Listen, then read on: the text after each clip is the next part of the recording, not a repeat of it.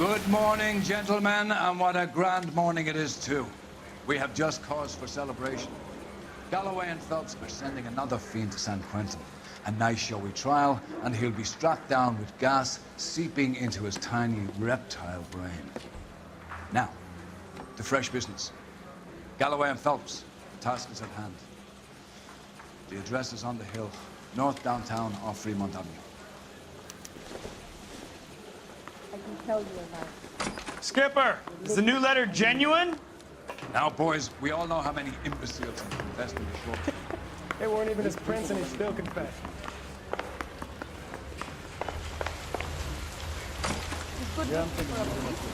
Greetings from sunny California. Doesn't want to stop.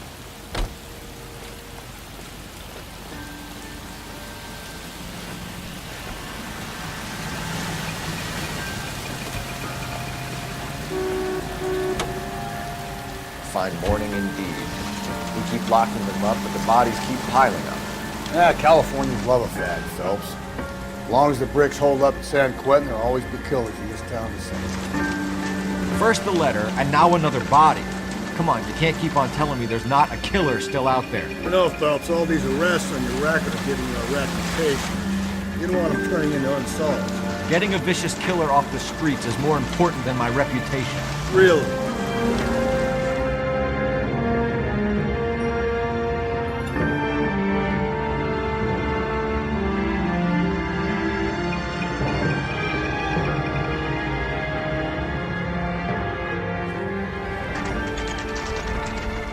Detectives? Phelps and Galloway, huh? This looks awfully familiar. I think that's the impression the boys from the Examiner took with them as well. There's nothing original under the sun. Why should murder be any different? What do we have so far? Not much trace evidence to speak of. Storm blew in around 10 last night, and the rain washed most of it away. And the body?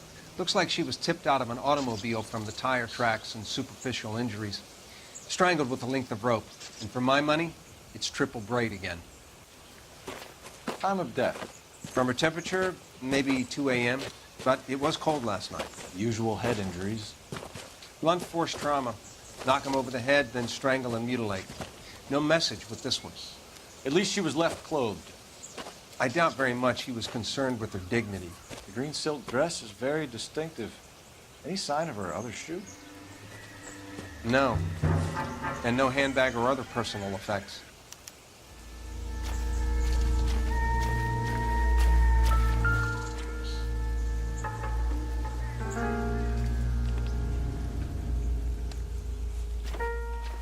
There appears to be a dry cleaning label. Superior Laundry Services, F1363.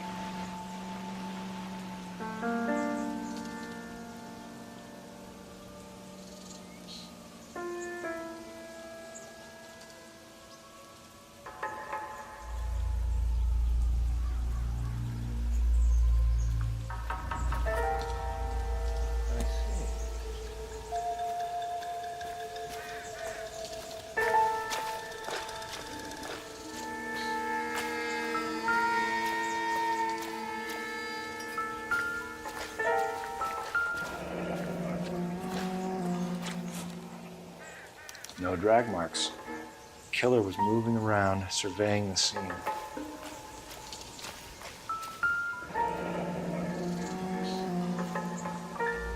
Our driver and our killer are most likely one and the same.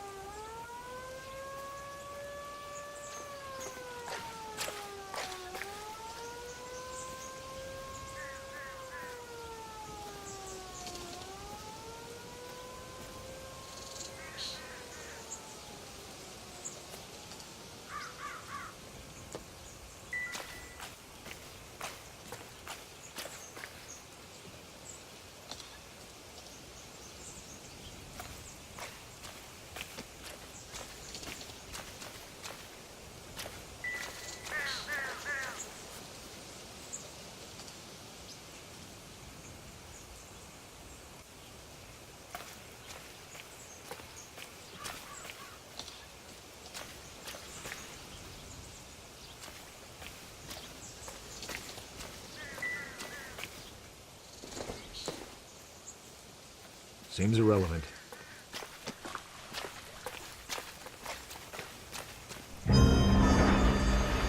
Detective Phelps, LAPD. I'm Mrs. Barton, Catherine Barton. I live just across the way.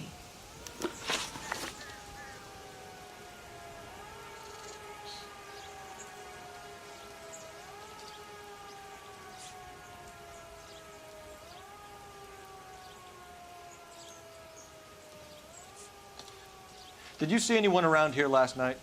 Not last night, but yesterday, early evening, I saw that awful hobo.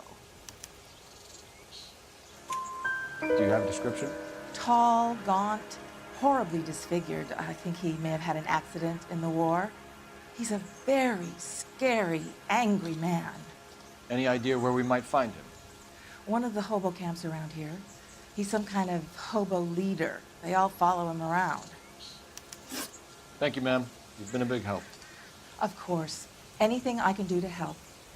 I'd hate to think that something so ghastly could happen right here and nothing be done about it.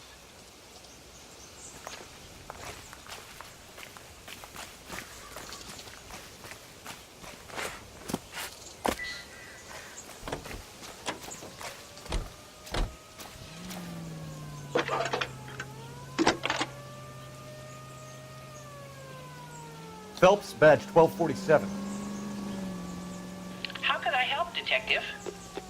I need an address on Superior Laundry Services. Just a moment. Superior Laundry Services, 1260 West 1st Street. Can you track down reports of hobo camps in the vicinity of Signal Hill? Just a moment, Detective. There's a large camp under the bridge on Grand between Temple and Sunset. Thank you.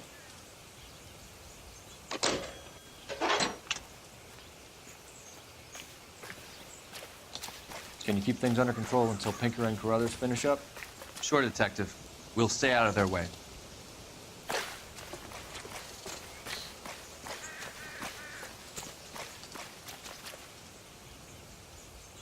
Can you drive to this one? And where exactly are we going? Greeting you from... No message.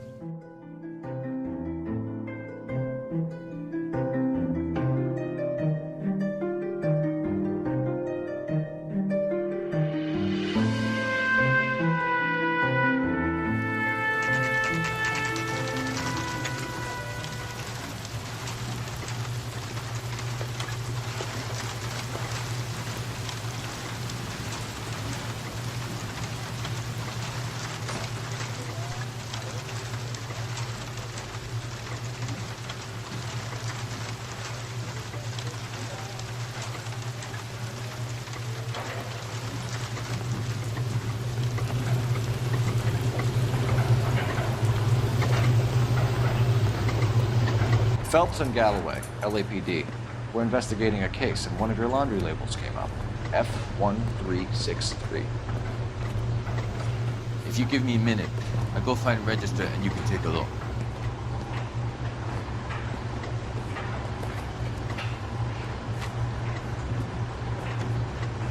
You take a look for yourself.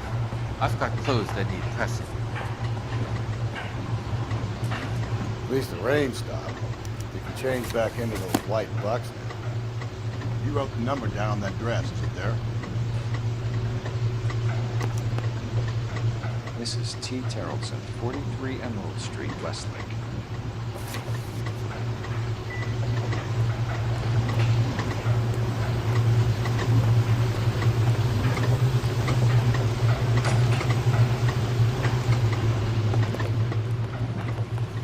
You're behind the wheel.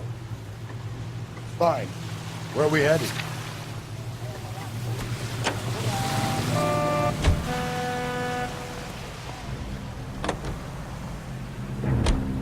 I've got a feeling we're about to meet another wife killer. You've always got that feeling, Rusty. Yeah, and it's usually correct. Please, please, for once, can you not let your assumptions color your detective work? Just you wait. Nordic types show a particular disposition for this stuff.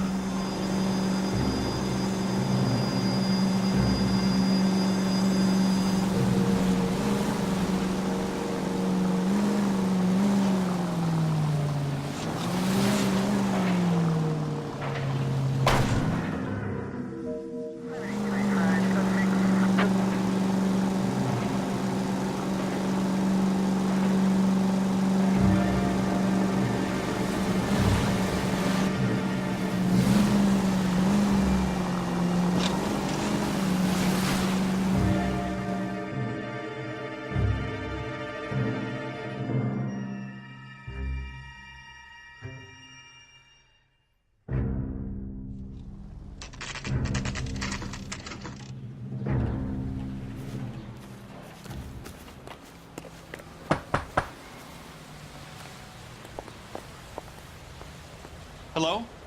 Yes? Detectives Phelps and Galloway. Is your wife home, sir? My wife went out last night and she hasn't come home. Can you describe your wife and what she was wearing? We were out at a friend's place, Bobby Ross's, for a party. She was kind of dolled up. She had her green silk dress, open-toed white shoes. Those are her favorite shoes. Can we come in, Mr. Tarleton? I'm afraid we have some rather bad news. What's the problem, Tarleton? Let him search. You got nothing to hide. You want to hear something funny, Tarleton? If you'd excuse me, ladies. Some bums think filling out a missing persons report actually rules them out as a suspect.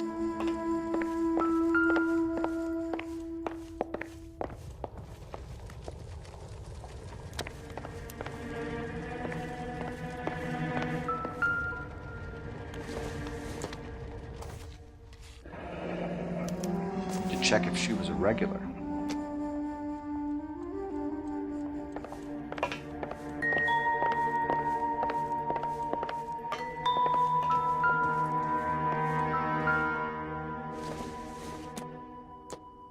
Nothing significant.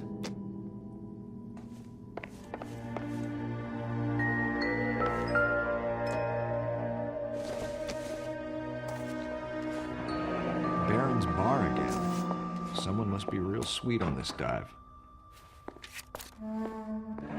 Wonder why the picture was turned down.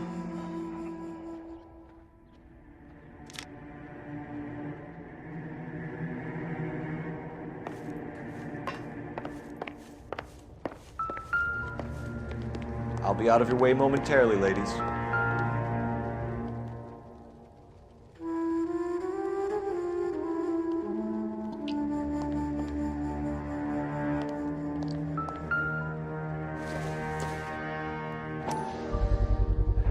See if Pinker can match the impression to the crime scene.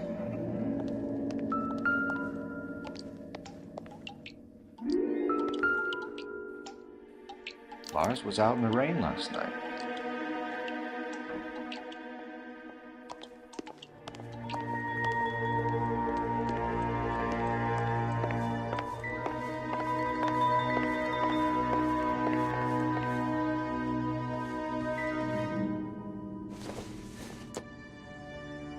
Optimistic, Cole.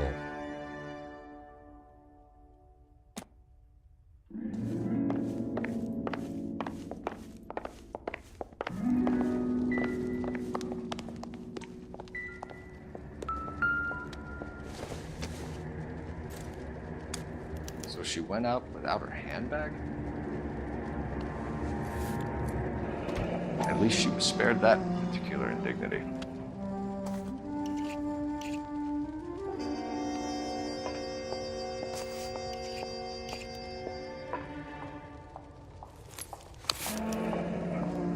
She'd have to be in quite a state to leave this behind.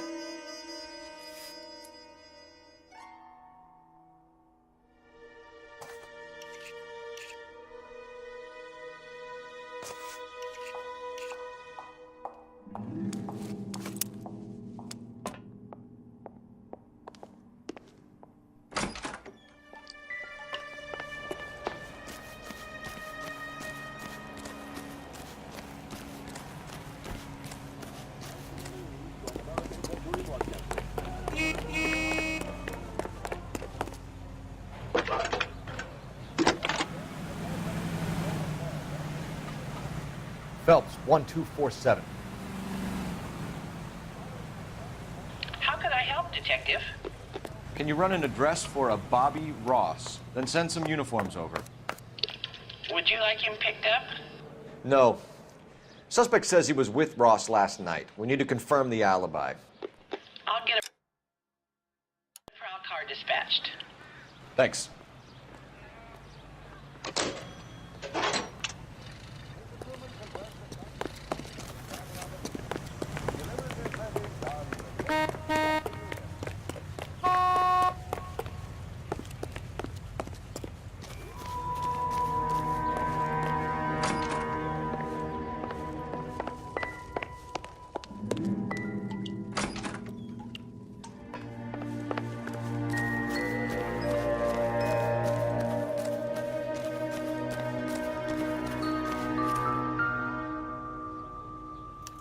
match with the ligature marks.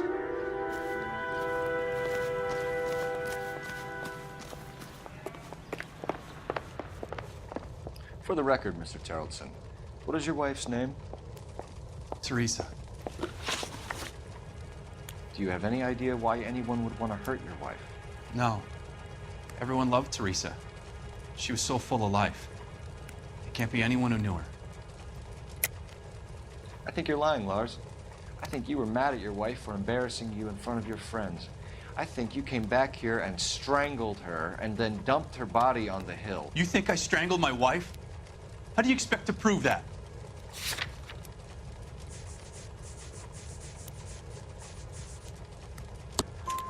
Your wife was strangled with triple braid rope. The bow line from your boat is a perfect match. Look, I know this looks bad. I'm gonna have to come to terms with the fact that I let her go.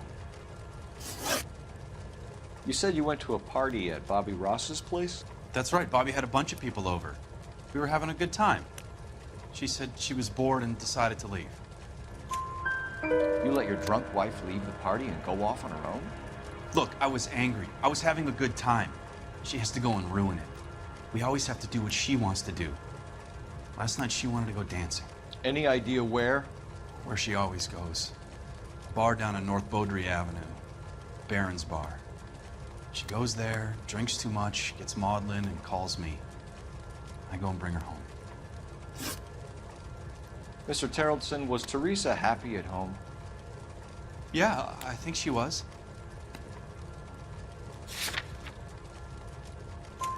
Spill it, Terrellson. We like the look of you for this, so you better give us something. We're at the party. She has a few and says she wants to go out dancing. We only have the sitter until 9. I get mad. I tell her to go ahead, but I'm staying. She storms out. Look, I'm doing well at cards. I hardly ever do well. I married her because she was so much fun, but now she drives me fucking crazy. What time did she leave the party? About 8:30, maybe a little earlier. When was the last time you saw your wife? Around 8:30. The card game at Bobby's was wrapping up. I played out my hand and drove home here. Paid the sitter and went to bed. You're lying, Lars. You didn't come straight home, did you? And how do you figure that?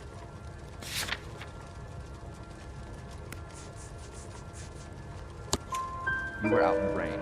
You got soaked, Lars. We found your wet weather gear. Okay, I stayed a little later than I said.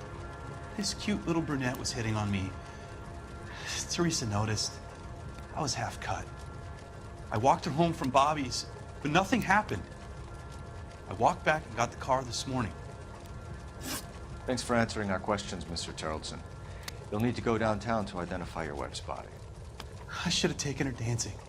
In my experience, Mac, if you give in to broads, you'll be giving in to them your entire life. Sounds like the Terrellson broad had her last drink at Baron's Bar. We should check the place out. Appreciate your time, sir. You believe this guy's story? Kind of rings true. You know the way. You can drive. And where exactly are we going?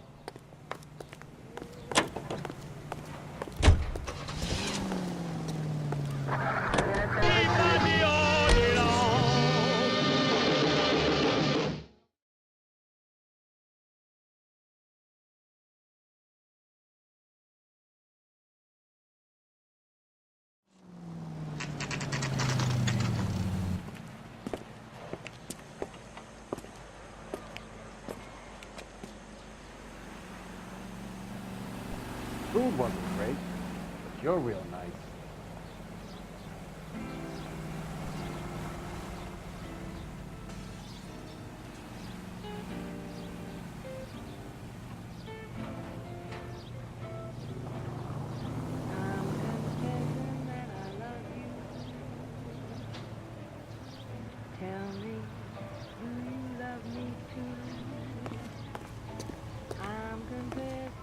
Club sandwich.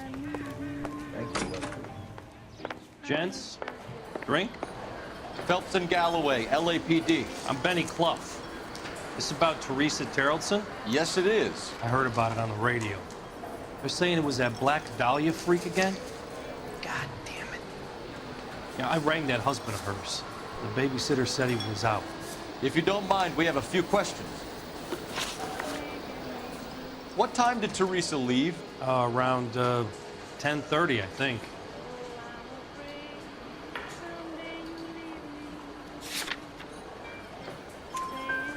On foot? In a car? By bus? How was it? She called for a cab. Did you get the number? Sure I did. I like Teresa. The only time she has a drink is when things aren't going so good at home. I was worried about her.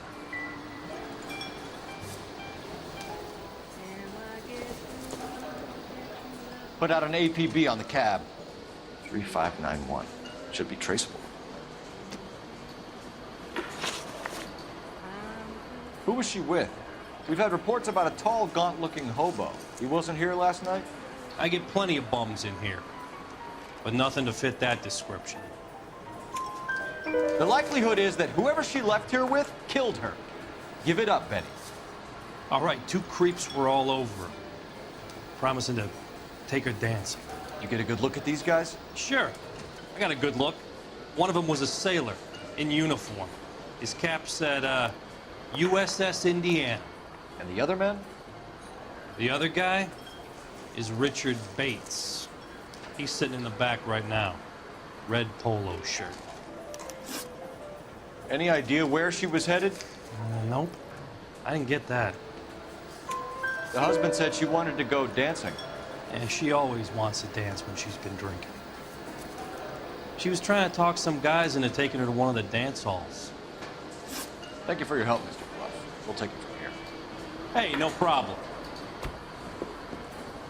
This is Bates. That's him. LAPD, don't make me chase you, shitbird. Can't let the son of a bitch get away. Bates! Just like to talk. He went that way. Got a ride. Get in and drive.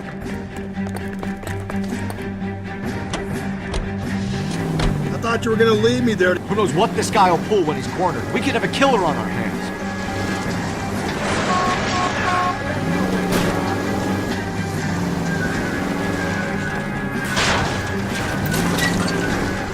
I don't think the killer would be kicking back in the bar where he met the Vic in. Listen, a creature of habit is your killer. For some reason, they're sticklers for routine.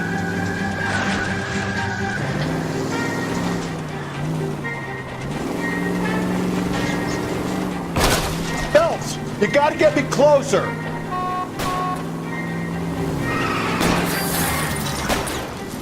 Hit him, Cole. Spin him out. Keep it steady and I'll try to bust his tires. He's showing you how it's done. Jesus. Come on, Phelps, you're letting this lust get away from you. Maybe you shouldn't have waited for me, Phelps.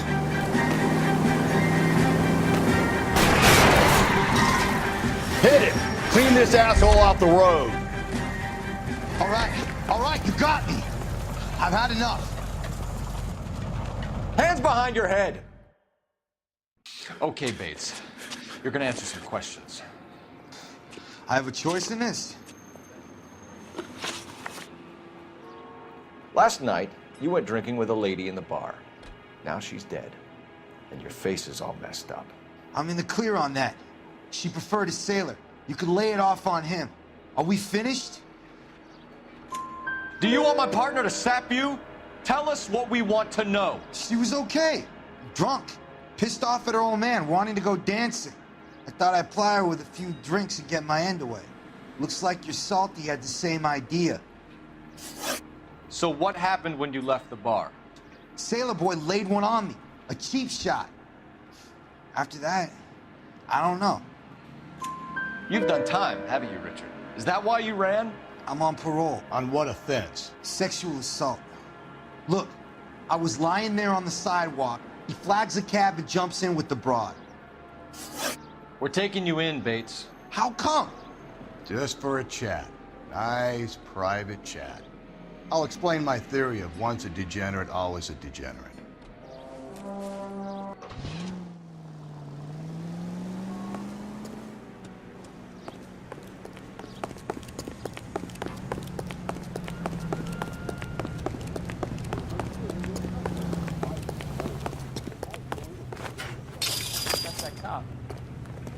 like a decent guy.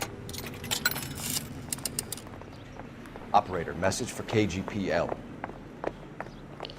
Putting you through now. Sister, I was so tight I couldn't walk. Phelps, badge 1247. How could I help, Detective? I need an APB out on a yellow cab, number 3591. Ask dispatch to relay all sightings to car 11K. No problem. I'll get on the radio. Were there any incident reports filed in the vicinity of Barron's Bar on North Beaudry Avenue? We're tracking a sailor who was involved in a fight outside the bar. I can check the reports, Detective. I have a message for you from Captain Donnelly. Message reads, James Jessup, U.S. Navy able seaman, has information relevant to your case. Jessup is currently being detained at Central Station. Could be our man. Thanks, man.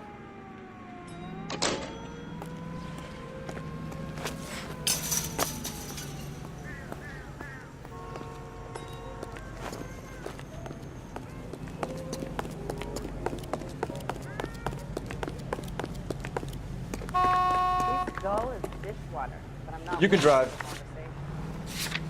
Fine. Where are we headed?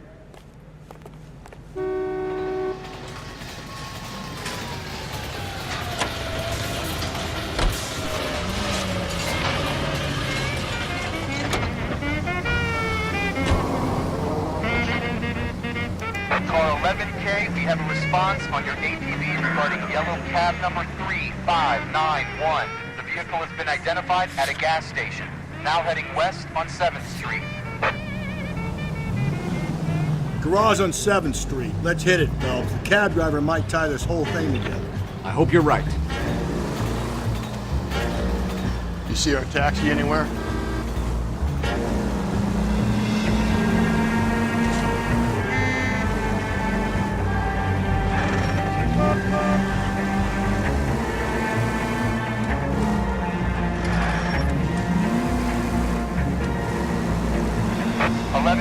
Yellow cab number 3591, sighted at the corner of Wilshire and Whitmer. Repeat, Wilshire and Whitmer, 11K.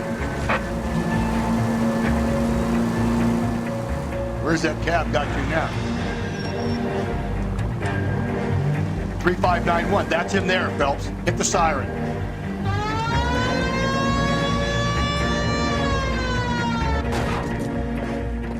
LAPD, we're investigating a murder. What's that got to do with me? The fare you picked up from Barron's Bar last night. What was the woman wearing? It was a green dress. Oh, don't tell me something's happened to her. Tell me about her. She was with this sailor, and he was all over her. She wasn't having any of it. Said she just wanted to dance. But he had that look in his eye. Where did you drop them off? It's at the Crystal Ballroom. What time? After midnight. 12:30? Something like that. Thanks. You've been a big help. Well, that's gonna ruin my day.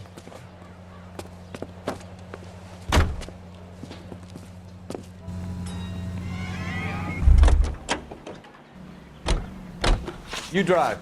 I need to go over the case notes. And where exactly are we going?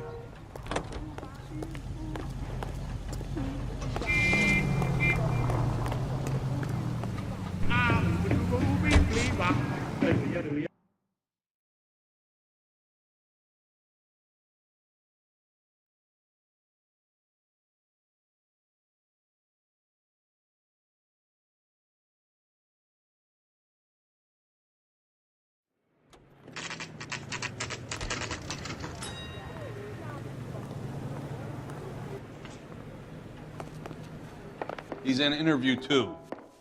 Thanks. What do you make of him? Sailor on furlough who looks like he's in trouble and knows it.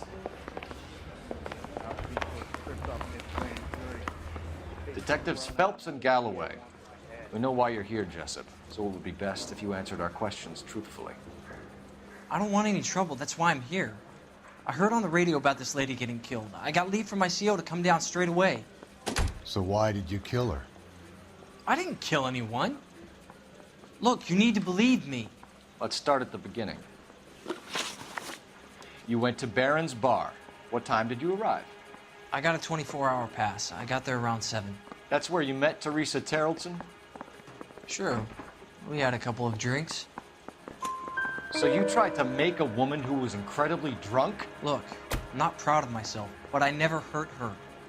You took her dancing? That's right. Caught a cab to the Crystal Ballroom. You had a fist fight with Richard Bates over Mrs. Terrelson. You met the guy? He's a creep. You should take a look at him for this. He's pointing the finger directly at you, Jessup. I only had one night before I was back in the tub.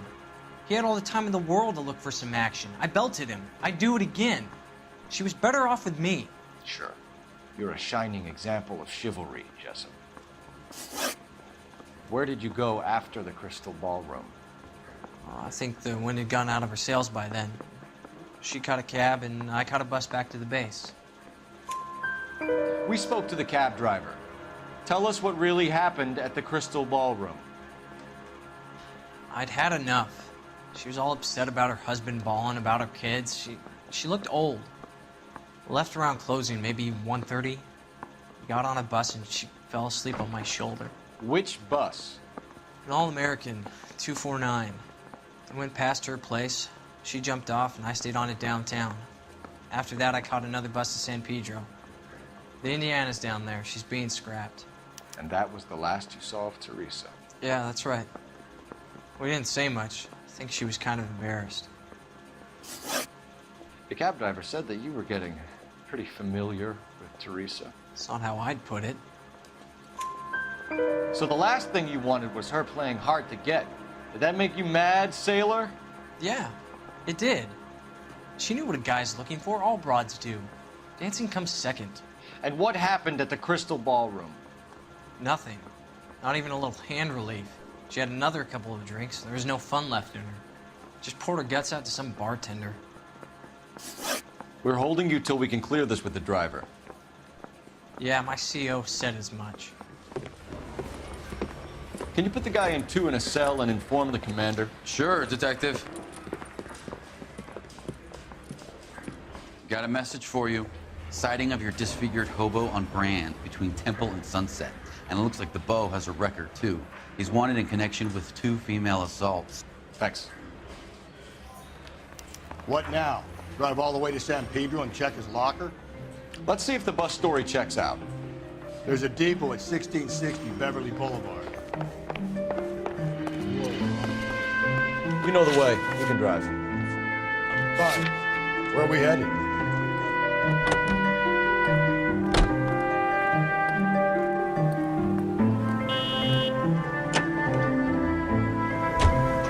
Three suspects in the can and one on the hook. And still no hard evidence on any of them. KGPL to car 11K. 11K, come in. 11K, go ahead.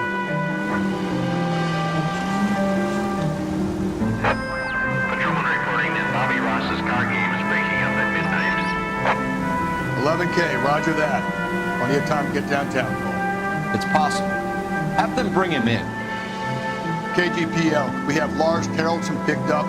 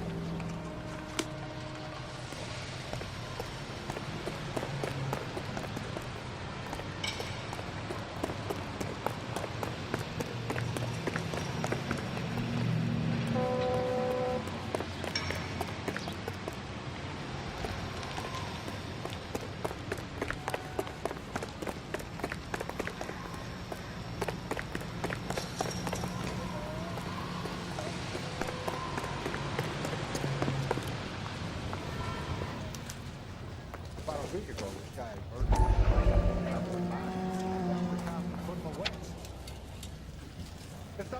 I need to run the loop. We're not going to drive the whole thing, are we? Won't take long. We have a siren. He just refuses to accompany me to church. That's one heck of a Sunday. It's him. The cop from the newspaper.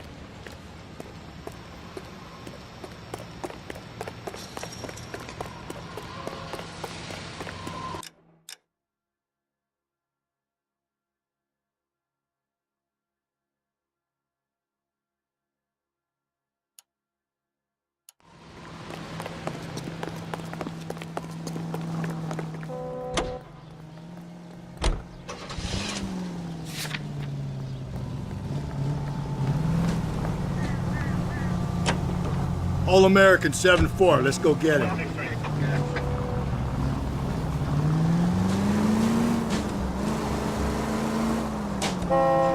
This could be a long trip, Cole. Or it could be a short one. And here's me without my hip flask and only a pain in the ass for company. Way to kick off the drive in high spirits, Rusty. Comments like that put me in just the right mood for some legwork. Touchy. You know what your problem is? You don't like hard work. This kind of rigorous search is what police work is all about. Discipline. Save it, Phelps. You're just as bored as I am.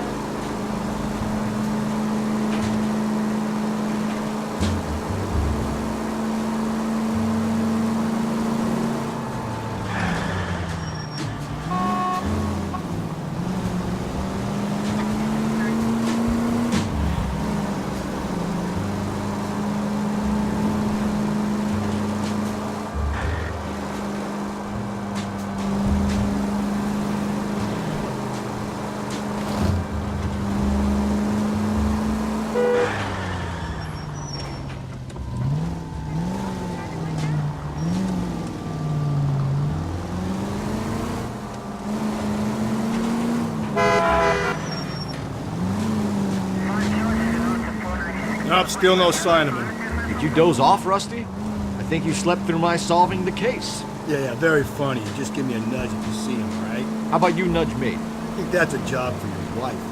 Oh, Rusty.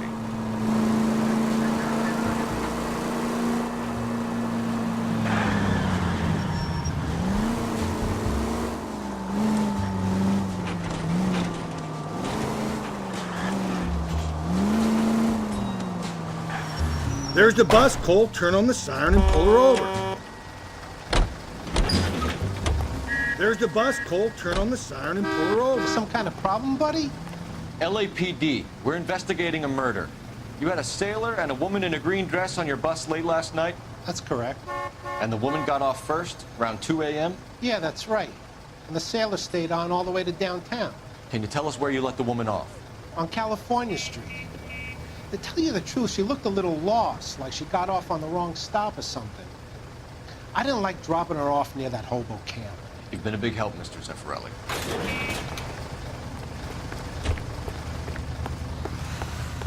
So Sailor Boy escaped by the seat of his bell-bottom trouser and left the broad alive. Left her by the hobo camp.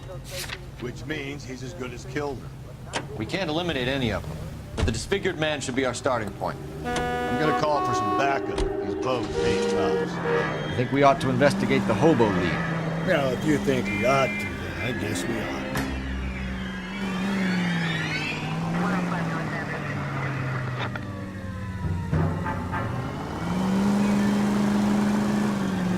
We're looking for a tall, disfigured man at the...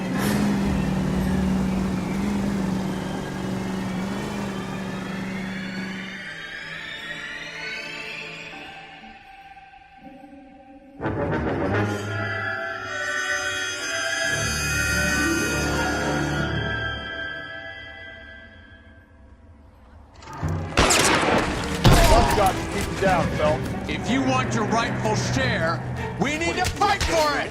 Killing make you feel powerful.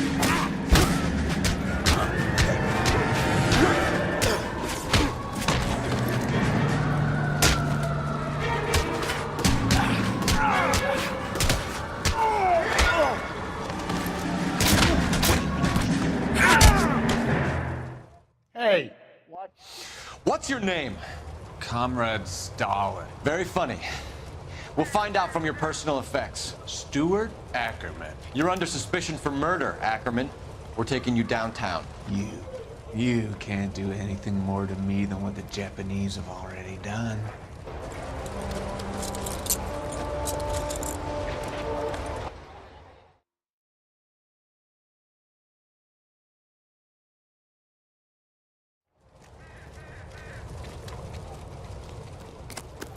The Kremlin's over here, Phelps. Toss it, see what you find.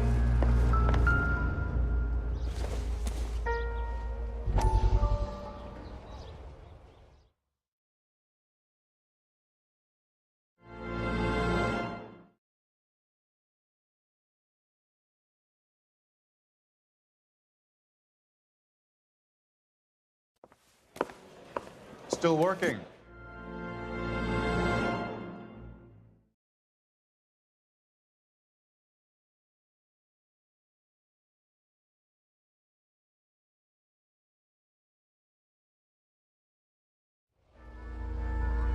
What I miss?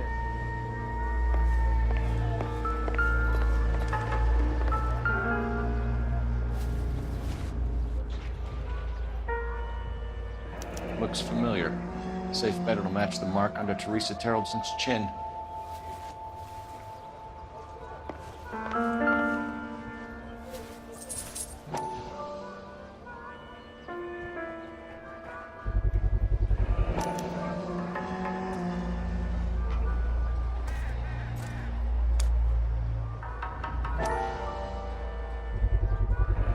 Ackerman doesn't look like much of a dancer.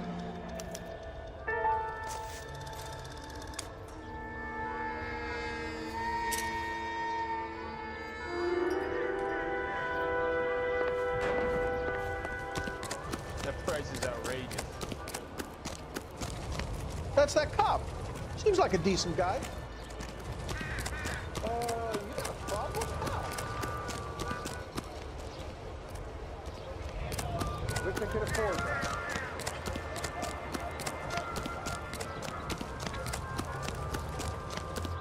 Can't we talk about this?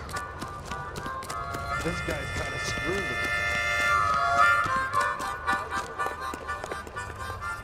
it. Can you drive to this one? Where exactly are we going?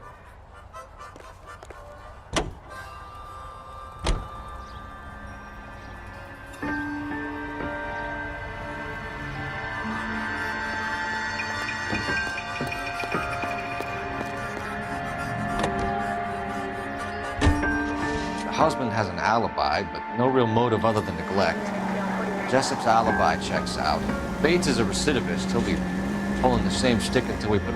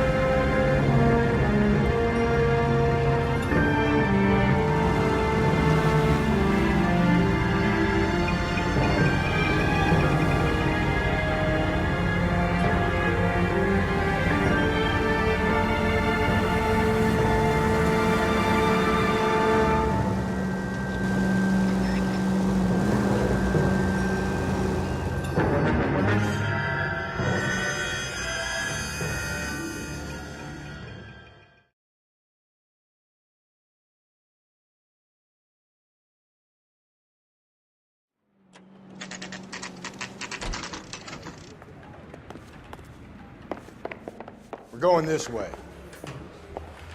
I want to make homicide. I mean, you know you've made it if you got that down.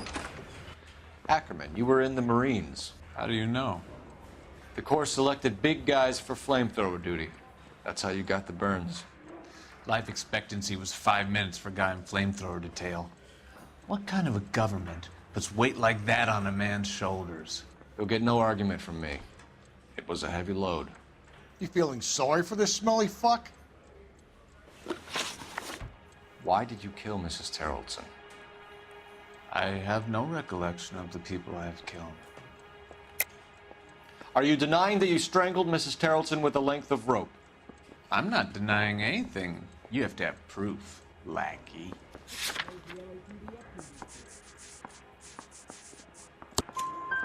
We found a matching piece of rope in your lean-to. I think we'll find the blood will match too. I own no property. How could it belong to me? A bus driver dropped Mrs. Tarleton near your camp around 2 a.m. Why did you take her up to the hill? Which hill? I have many places. I go where I please. You are clearly insane, Ackerman. The state of California does not execute mental patients. I don't know the names of the women I've killed, but I've killed many of them. Their necks are so fragile. Where were you around 2 a.m. last night? At the camp. You have an alibi? Someone reliable. Someone who will be around on the day of the trial. Fuck your trial. The capitalist system needs another victim from amongst the masses. So be it. Stuart Ackerman, I am charging you with the murder of Teresa Tarleton.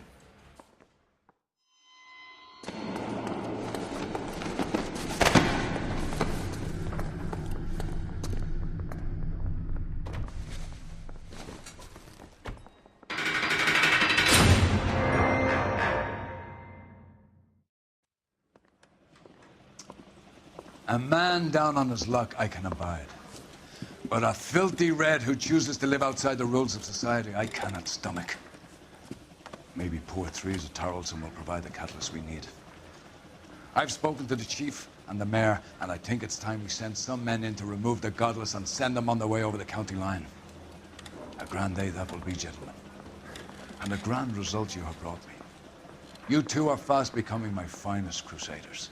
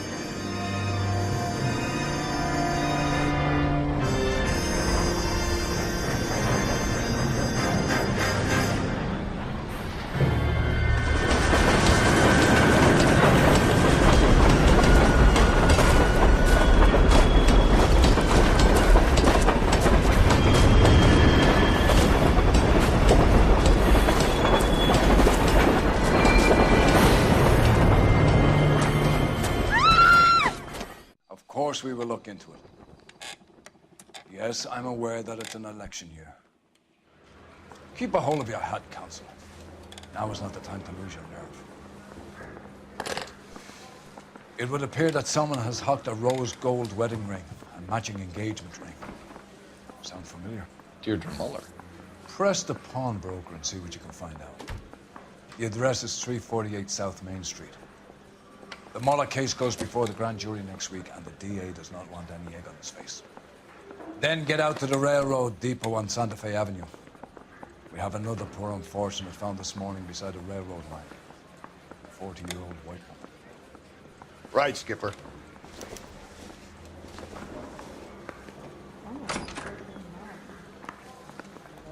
Another body and Deirdre Muller's ring. The Emperor may soon have to come to terms with the fact that he's wearing no clothes. Exactly. You can get that book of riddles stuff up your ass. Yeah, what your old man paid college tuition for?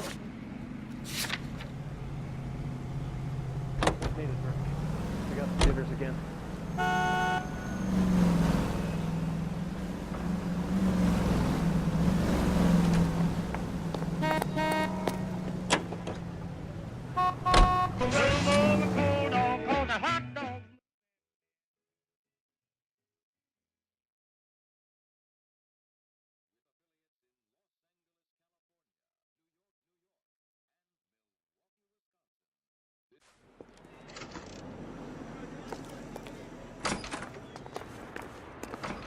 How can I help you boys? Detectives Phelps and Galloway, LAPD. You have a rose gold wedding and engagement ring? David Bremner. Am I gonna get something for this pledge? Gave that bum money, now you guys are gonna leave me short. How much did you give him? $50? Try another number. 20? Try 10. Feel lucky you're getting it. I have the rings right here.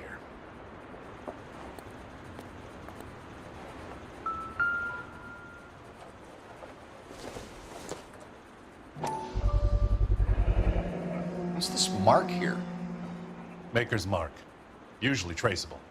That one came from Hartfield's Jewelry down on Broadway. Thanks for the tip.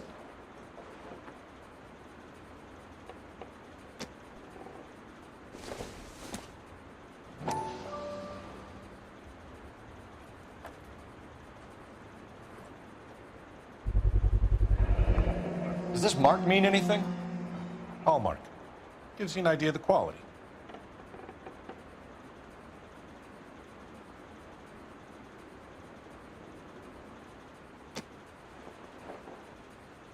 What have you got on the guy who brought these in?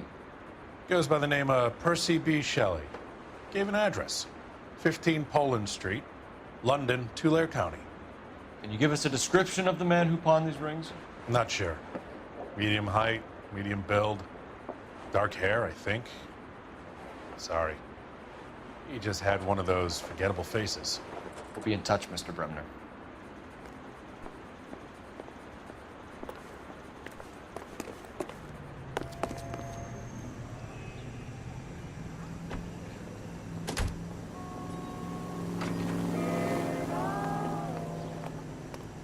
You know the way. You can drive. Fine. Where are we headed?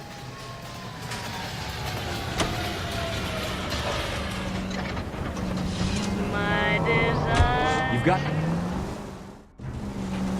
We have a problem. We could have the local troopers check out the Tulare County address. The address is bogus. Herb is having fun with us. The guy who's been sending the Dahlia letters is also the guy who pawned these rings. How do you figure that one? Percy Bysshe Shelley wrote the poem that came with the Dahlia letter. The Dahlia letters are genuine. The man who killed Elizabeth.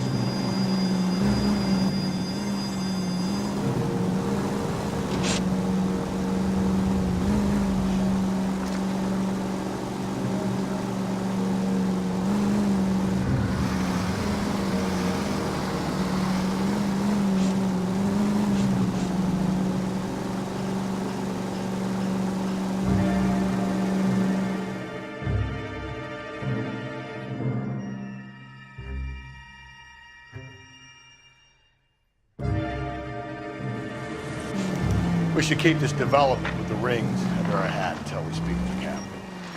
We're all on the same team, Rusty. Chain of command, Phelps. The skipper will decide who needs to know. Got it? I get it, Rusty. I just don't like it.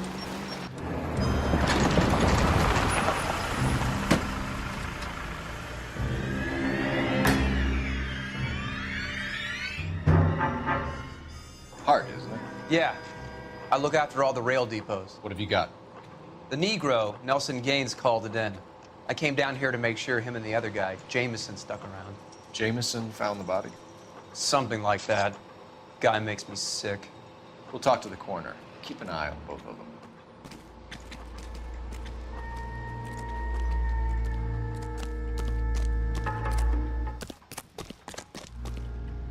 You've got to be kidding me. We're driving this?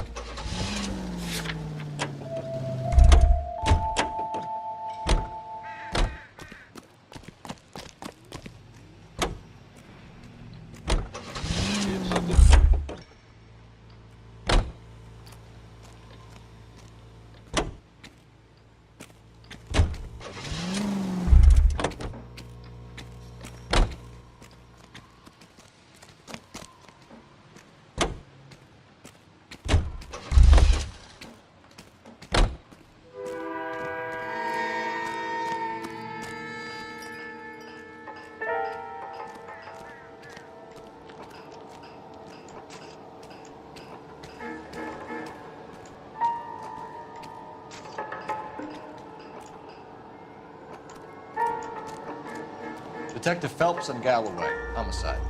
Can you tell me exactly what happened? We were shutting cars over to the main line when I saw this man here lying on top of this woman. The woman wasn't moving and seemed to be in a bad way. What time was this? About 7:30 this morning, sir. Thanks for your help. Have you given Patrolman Hart your details? I have, sir. Thank you. You can go now.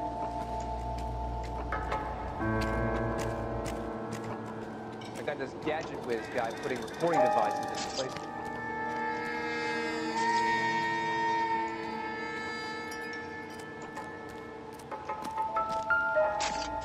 What have we got here? White female, approximately 40 years of age, lipstick smudges on the face, but no writing, at least nothing legible. A blunt force trauma to the temple, nose, and eye regions. Ligature marks point to the probable cause of death being strangulation. Any idea of the time of death? From her temperature, after midnight would be my guess.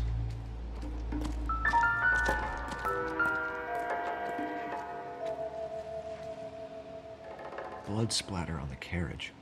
She must have been struck while standing up.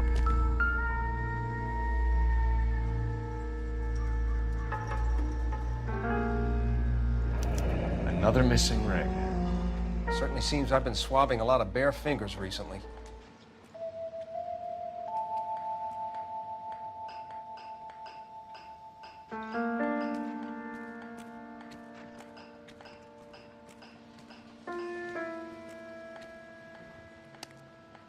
The smell?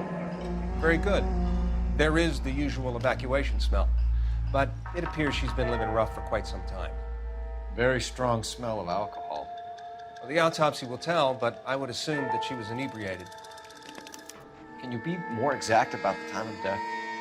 No later than 2 a.m. The state the body was in, a 1 or 2 hour window is the best I can do.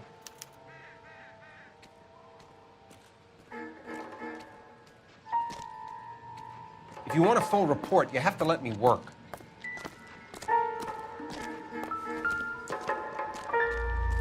Wouldn't park there if I were you. Hey, can you give me a hand? I got a hard case I need to break.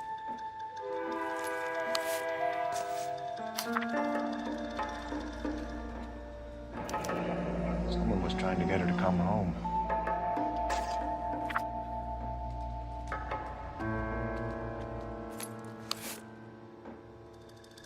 We could go over to the lot and see what they know about her.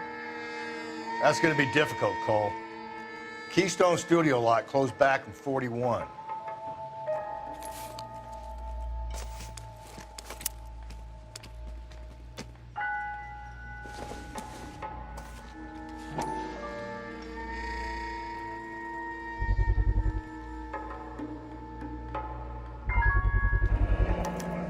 Maybe someone at Mensch's will remember her.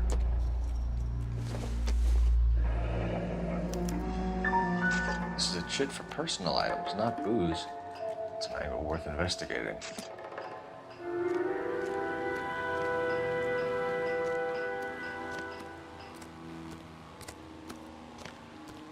Detective Phelps, LAPD homicide.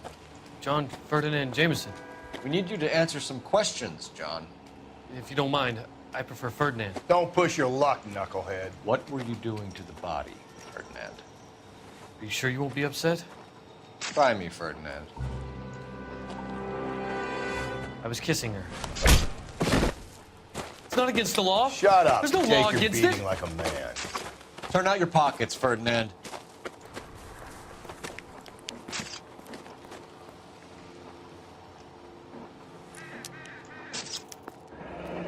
Classic Carmine. Is this yours, Ferdinand?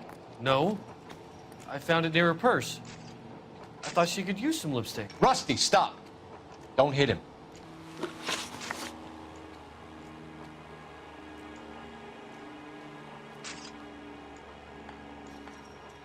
You went through her purse? It wasn't like she needed it. I took a look. Did you take any money? Wasn't any to take. I found her lipstick and her matchbook over on the mat. Not much else. You found the body? Yes, I did. I work here. I was coming off shift and headed home. Why didn't you report the body, Jameson? Do you know how this is going to look to a jury? A jury? What gives? I could tell that she was dead. I came through here about midnight last night. She wasn't here then. Let me belt him again. You're under arrest, Jameson. We'll see how this plays out. Until then, you can think a little on how you'd like to be treated if you were found dead. I'm telling you, it's not illegal. Me and some friends of mine... Clyde, you get this sack of shit into a cell. I'll deal with him later. Sure, Rusty.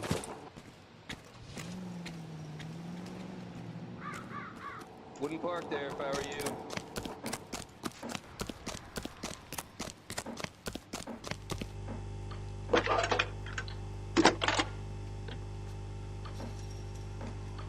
Phelps, badge 1247. How could I help, Detective? I need an address on Levine's Liquor, closest store to the Santa Fe Avenue rail yard, if possible. Just a moment, Detective. Closest store would be the one at 939 South Hope Street. Thanks for your help.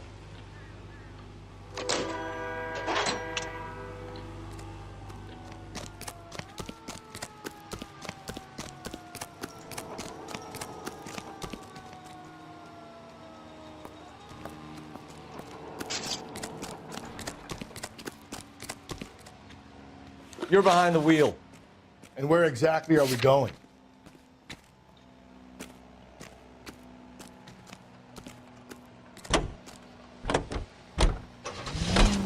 You read that those goddamn Chinese want to sell the relief food that we're sending them? Yeah, I read about that. These people are starving. They can't do that. Want to sell the food to fund the civil war against the communists. Really? Guess that's okay then. Armies can't fight without food.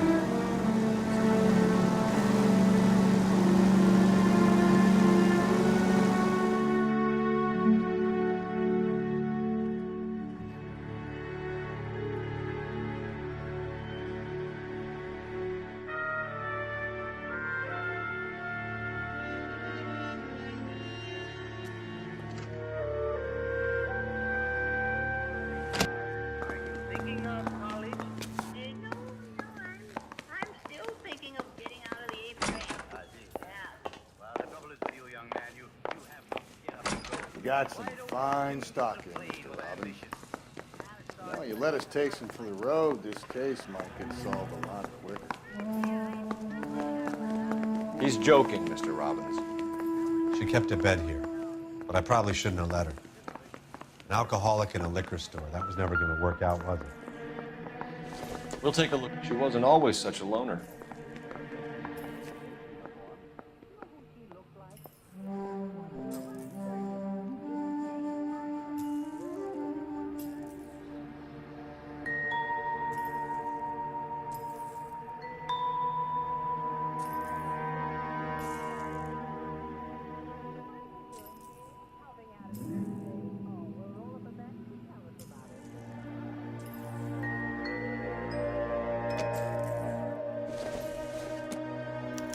Evelyn was reading Aristotle?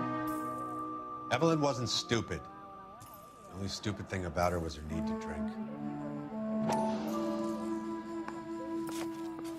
And she was borrowing books from Grosvenor McCaffrey.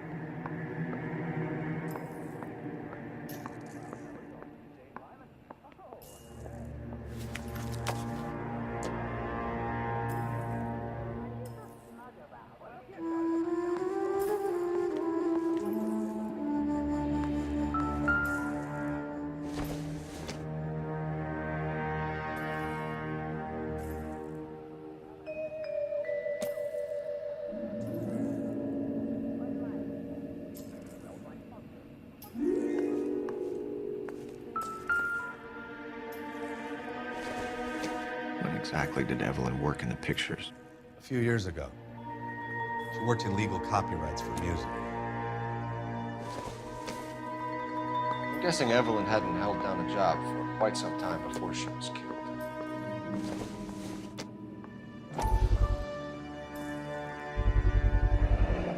Rawlings Bowling Alley. Maybe Evelyn did something other than drink in her spare time. Rawlings? I know that place, corner of 9th and Grand. A lot of cops bowl there on Tuesday nights.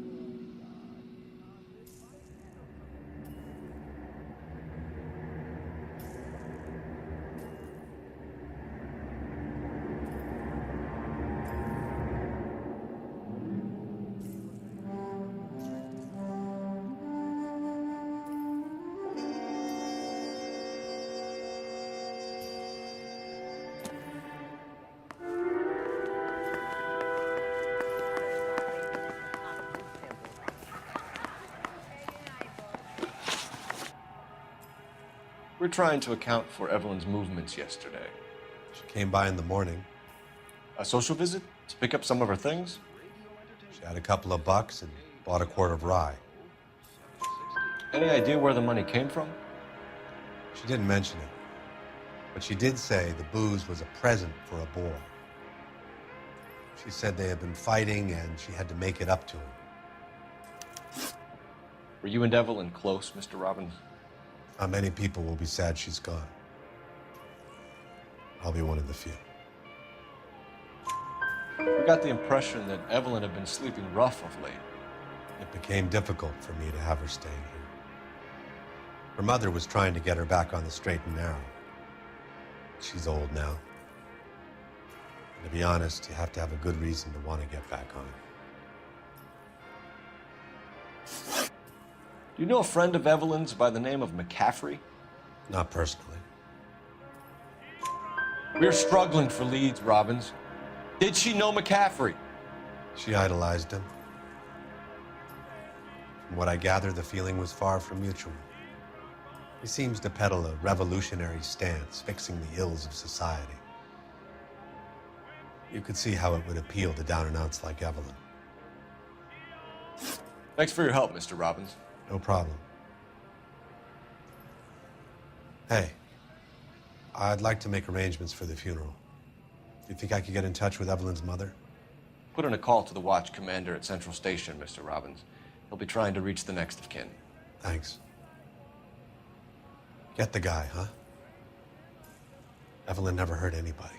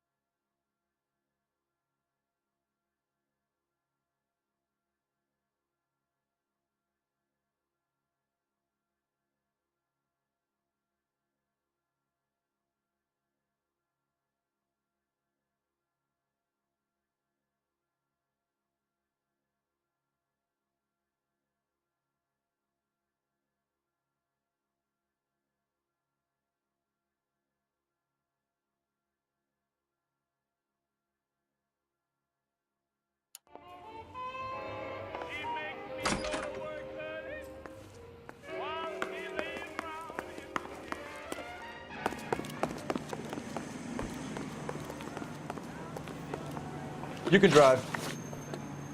Fine. Where are we headed?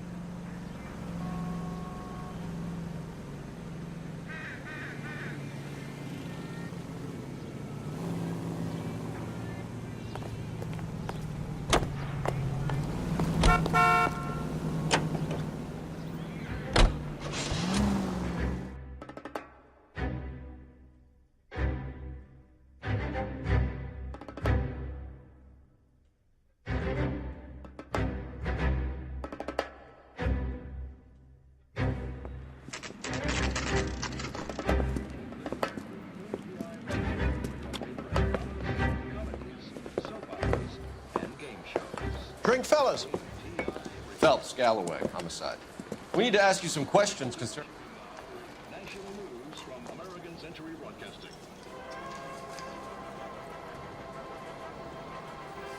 Calling the House Un-American Activities Committee to order, Chairman J. Parnell Thomas of New Jersey opens an inquiry into possible communist penetration of the Hollywood film industry. The committee is seeking to determine if this party... What's your name? Grosvenor McCaffrey. Mind if I ask you some questions, Mr. McCaffrey? I'm just a starving writer, Detective. What do you want to ask about? Evelyn Summers, and why she was found beaten and strangled in the rail depot on Santa Fe. Okay. I see your point. How well did you know her? I can't say that I knew her. It was more like I was aware of her.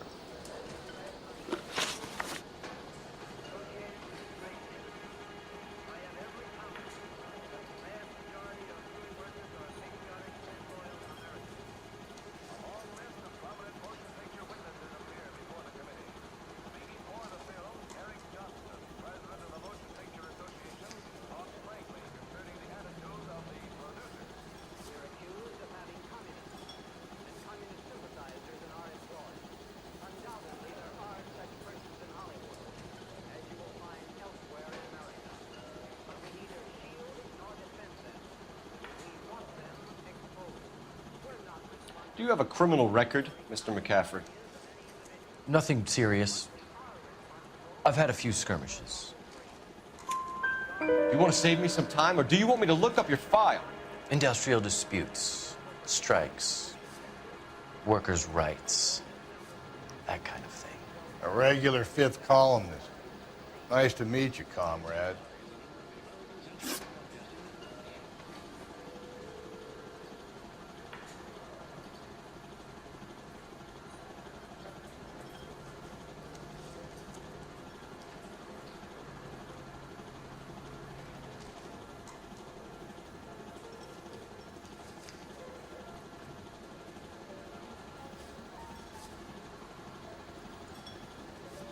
You say you barely knew Evelyn? Yes, that is correct.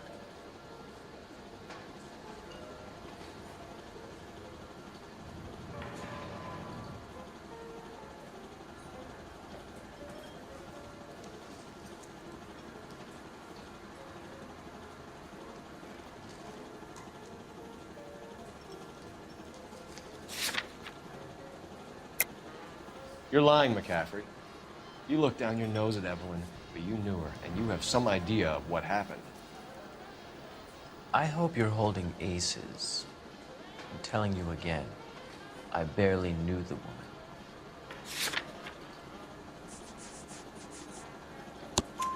woman. Why would you lend her your book on metaphysics if you only knew her in passing?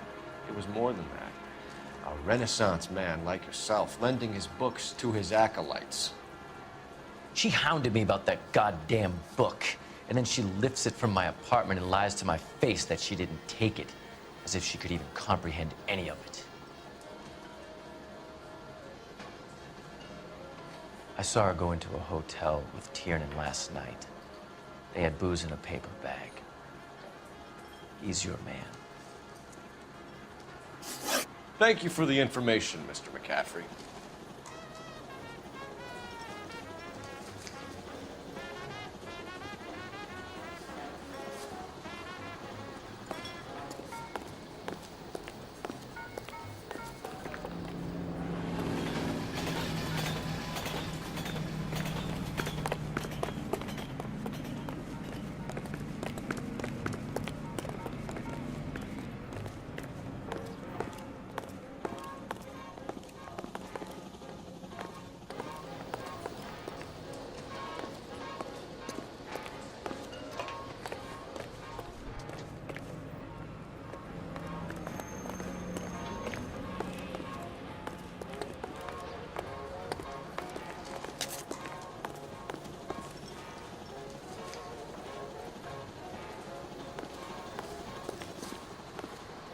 If you don't mind, I'm trying to grasp a very elusive thought.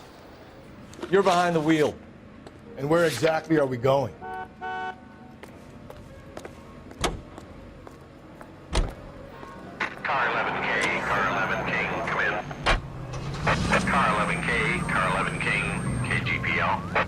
11, King. A message from Captain Donnelly. Return to Central. Good.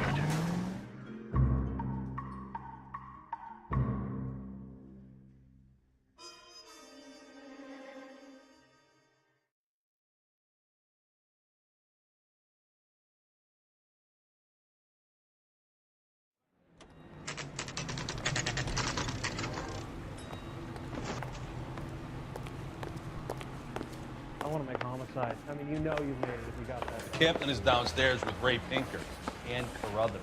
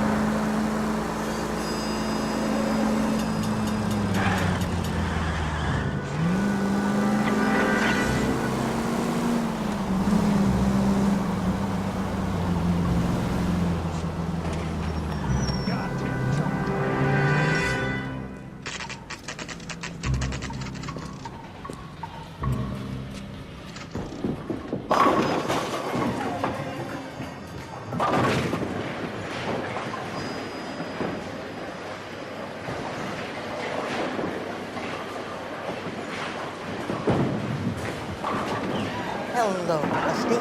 Two on your usual lane? I'm Detective Phelps.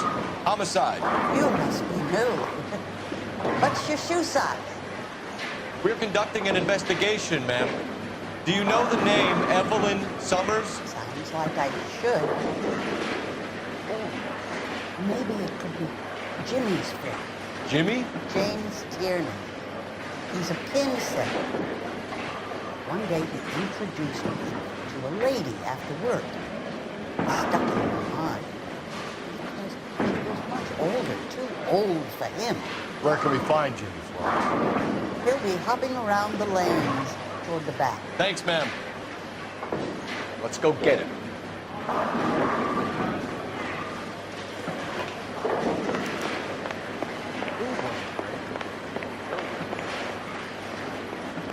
Tiernan! LAPD!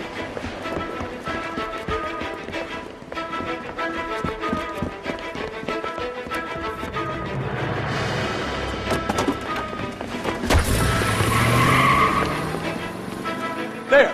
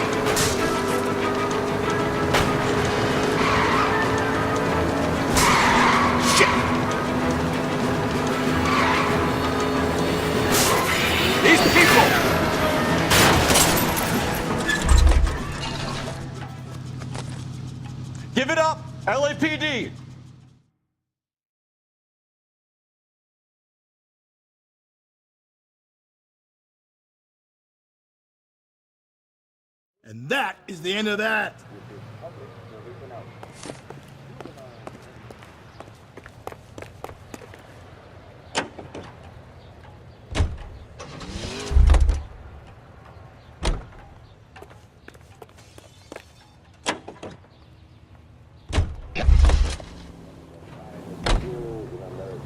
Can you drive to this one?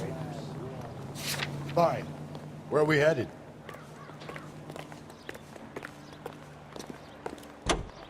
You wait.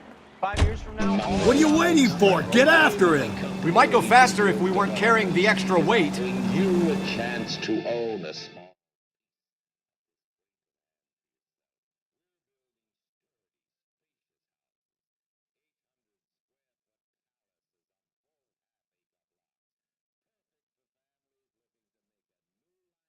Whoa, looks like we're going into the tunnels. God damn.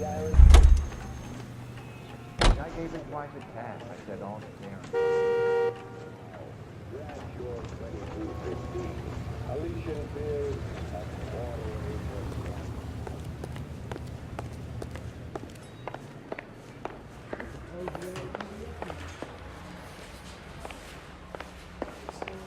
Whoa! Easy!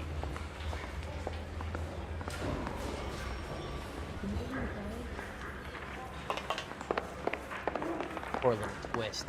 She was 13 if she was a day.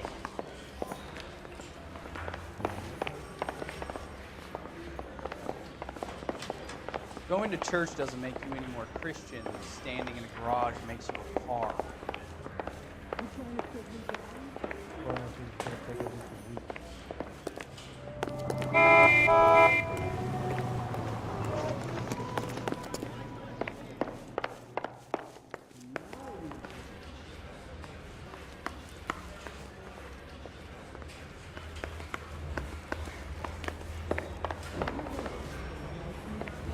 I swear, this town is going straight to hell.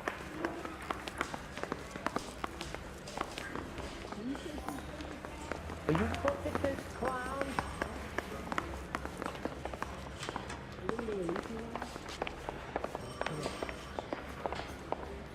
That's the guy. I heard he's an honest cop.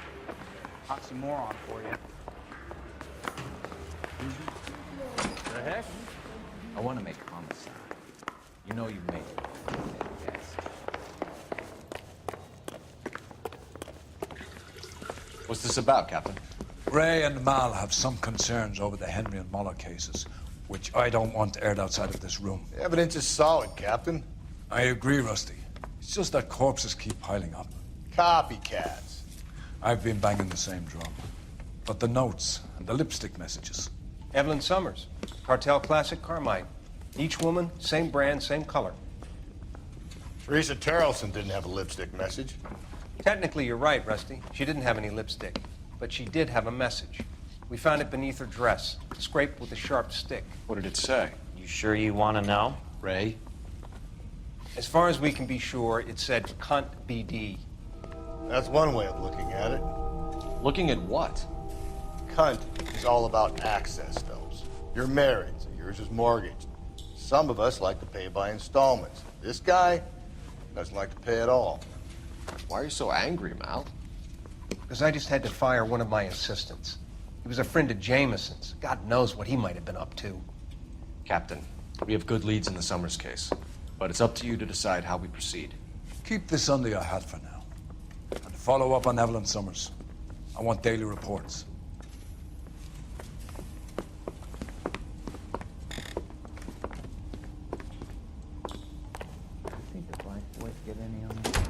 We got our orders. Back to the Summers case.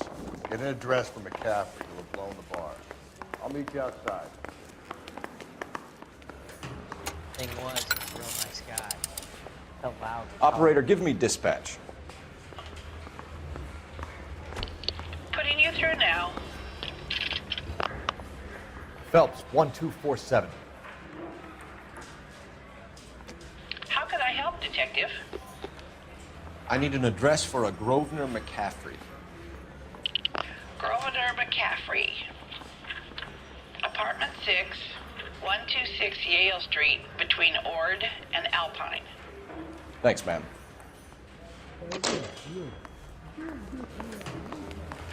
Whoa! Easy!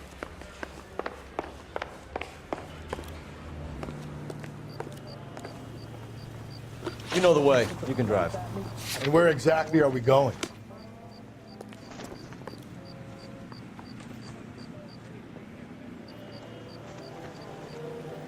For the twist. 13 day.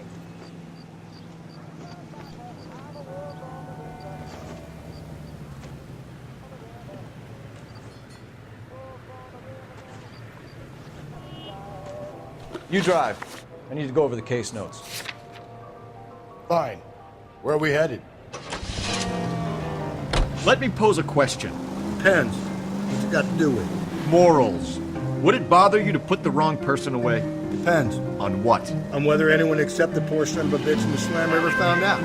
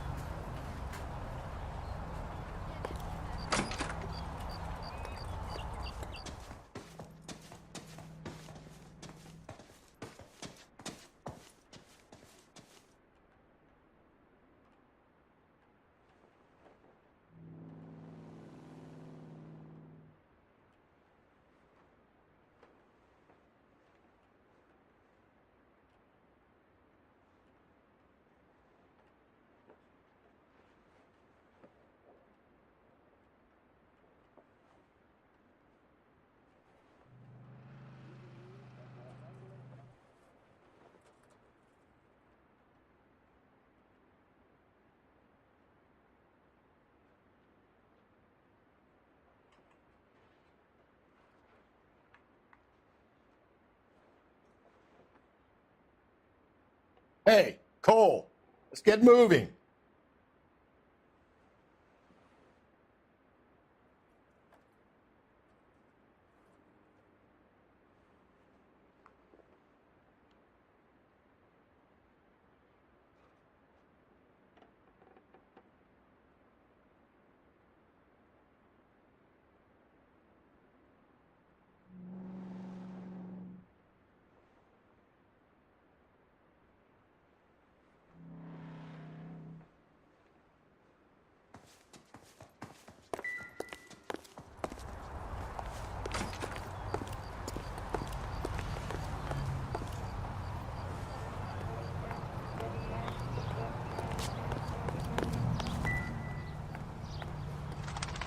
McCaffrey is in apartment 6.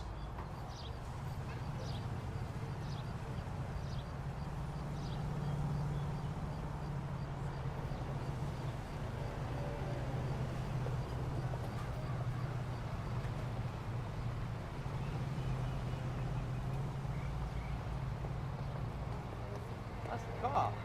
He seems like a decent guy.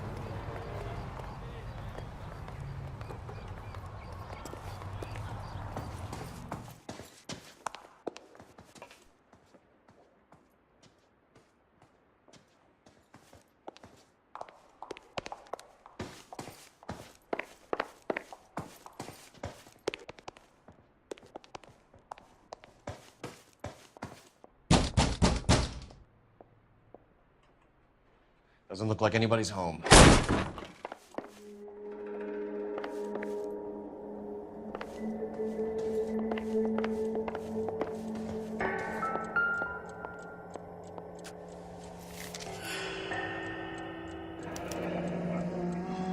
Torn from the letter we found beside the body. At the very least, I'd say it ties McCaffrey to the scene.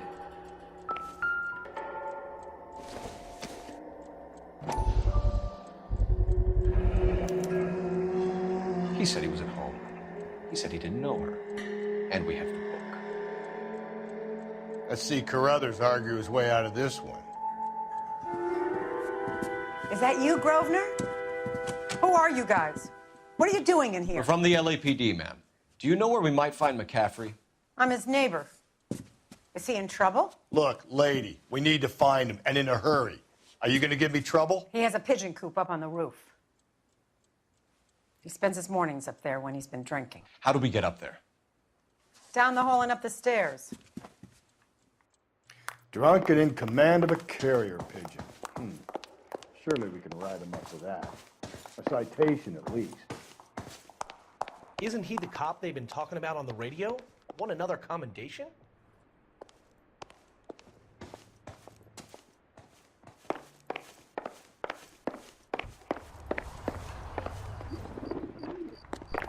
Running on a hangover, McCaffrey? Sit down and we'll talk. We'll get our wheels.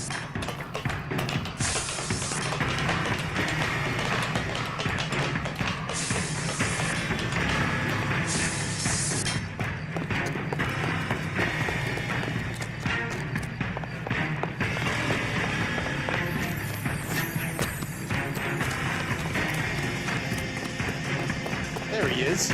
See him?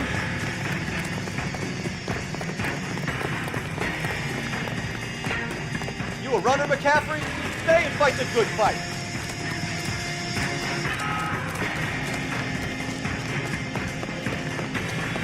Be careful! He looks dangerous! Get that me!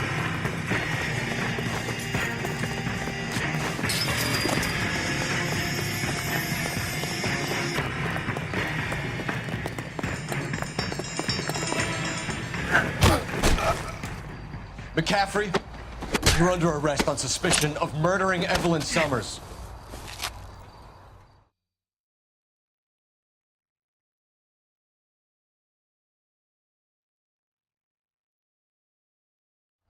We need to get downtown and wrap this thing up. It's gotta be McCaffrey.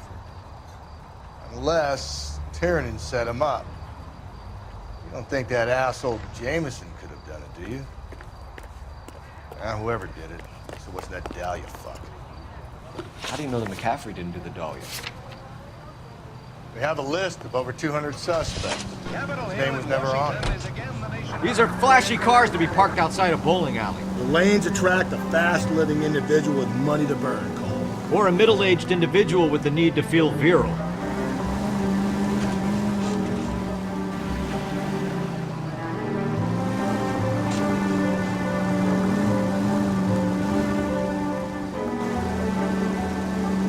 Another runner. Well, at least we've got a suspect. Why do they always run? I'm sure we've got the wrong person in more than one of these homicides, but they always seem to lam it. You know, your theories are not airtight by any means, folks. If you think the list is exhaustive, Rusty, who am I to argue? Listen, let's just work the case at hand, shall we? Then we can sit down and put all the puzzle pieces together at a later date. I'll hold you to that.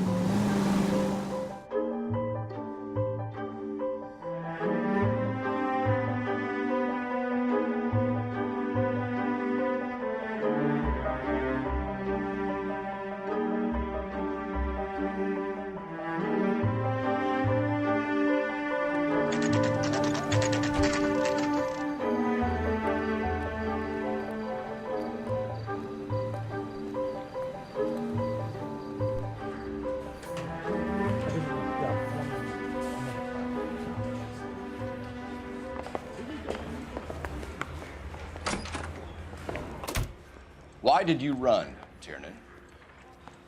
I was the last one to see Evelyn that night. I knew you would think it was me. Can you describe your relationship with Evelyn? I barely knew Evelyn. Keep lying to me and I'll have you charged and in front of a grand jury before your feet touch the ground. How can you possibly prove Evelyn and I were more than friends?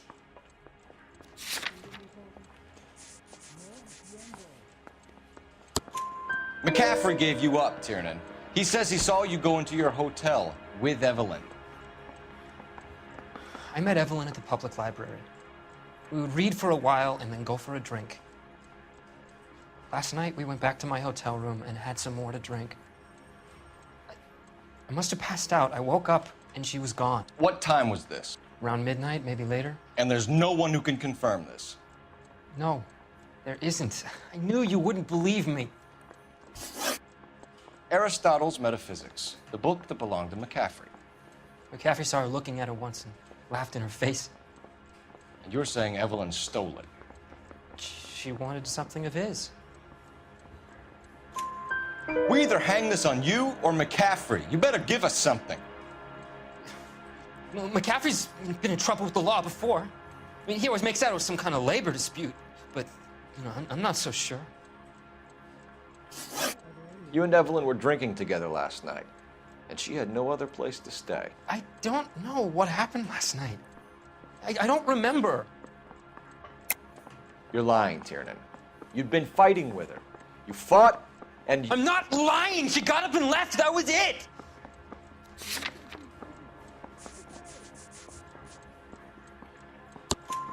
She left, but she came back. She bought you a quart of whiskey to make it up to you. She told the liquor store owner. You're in deep trouble, buddy. She said she loved me. She wanted to care for me. But she would never stop talking about McCaffrey. McCaffrey was a writer, and McCaffrey was a hero. McCaffrey cared for the little guy. Did you kill her, Tiernan? I might as well have. I kicked her out. She had nowhere to go. Do you own a car, Tiernan? No, I don't. Have access to a lug wrench? No, we use a lot of them to clear jams in the pin setting machines. Coroner's report says that Evelyn was killed with a wrench. I think you did it and then planted the evidence at McCaffrey's apartment for us to find. We went to his apartment.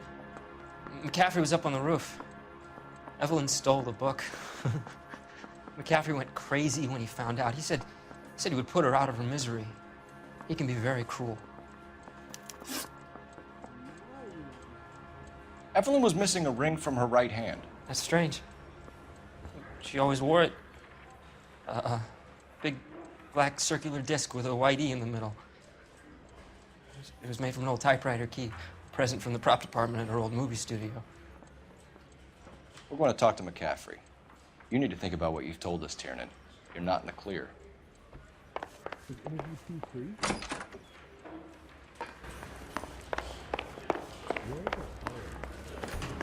Got a stakeout down on 2nd later tonight. You ready to answer some questions? You think I have all the answers? People who run from the police usually have something to hide. Touché, detective. Let's see where this takes us.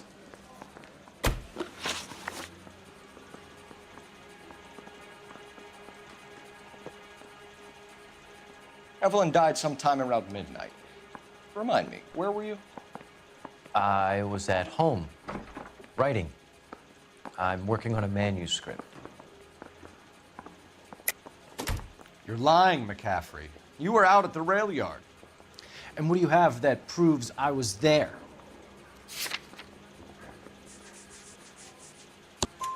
How about half of Augusta Summers' last correspondence with her daughter? What are you talking about? After you were done beating Evelyn, you searched her and found her mother's letter. That old lady's anguish amused you. I know nothing about a letter or Evelyn's goddamn mother. So what was it doing on your writing desk? I don't know, but if I didn't put it there, somebody else did. Try exercising your powers of deduction on that.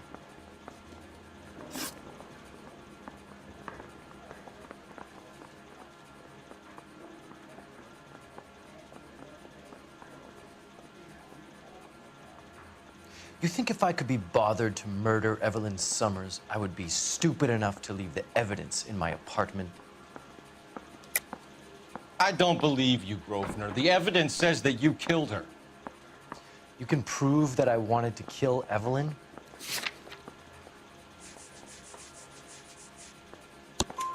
Tiernan is prepared to testify that you threatened Evelyn's life in his presence. Self-preservation. That's understandable. Okay, I'll level with you. Tiernan killed Evelyn. He came to me for help. I listened to him, and he explained why he did it. Tiernan went to you for help. You expect me to buy that? That's how it went down.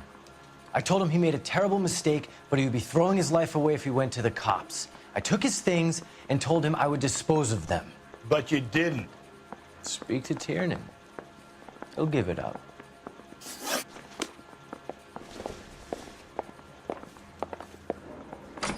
I'm thinking of moving up to a 45. I want to stop him with one round. Operator, give me R&I. Putting you through now.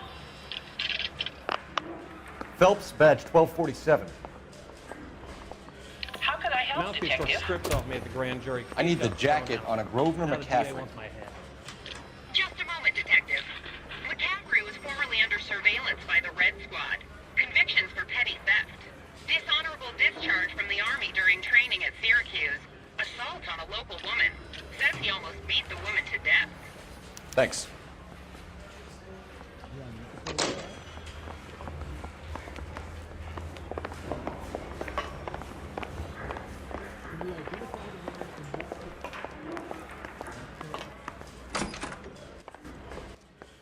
You spoken to McCaffrey? I can go? It's all been cleared up? Not quite. We have one more question we need to ask, James. Then I think we will be done. Sure. Go ahead. So Evelyn passed out, and you walked out. What happened next? I woke up in the morning, very hungover. I thought Evelyn would have come back. I know you're lying, James. You went out looking for her. Tell me what really happened. I don't know what you're talking about. How can you say I wasn't in that hotel room?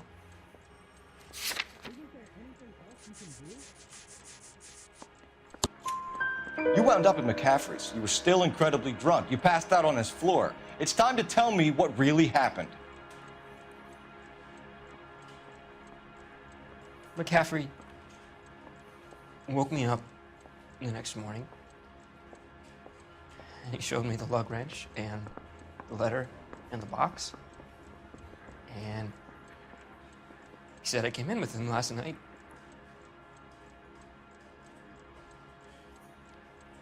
He said that I killed Evelyn. And that it was all over the radio. And that he would protect me.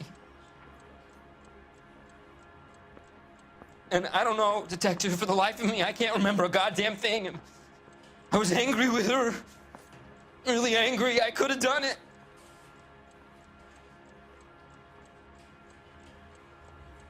Was it me?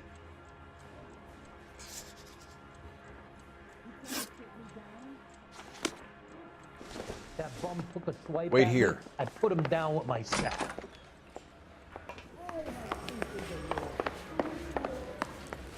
It'll save all year and not be able to afford that. You were in the war? Yes, I was. Seeing the things that I saw, it changes a man. I came back here determined to change things. All I wanted was a pen and an opportunity to speak out. You told us before that you had only minor run-ins with the police. You didn't mention petty theft. I've never been in trouble for violence. That's the salient point here, isn't it? You're lying, McCaffrey. You have a history of violence towards women. How do you turn a couple parking tickets and a petty theft misdemeanor into an assault charge?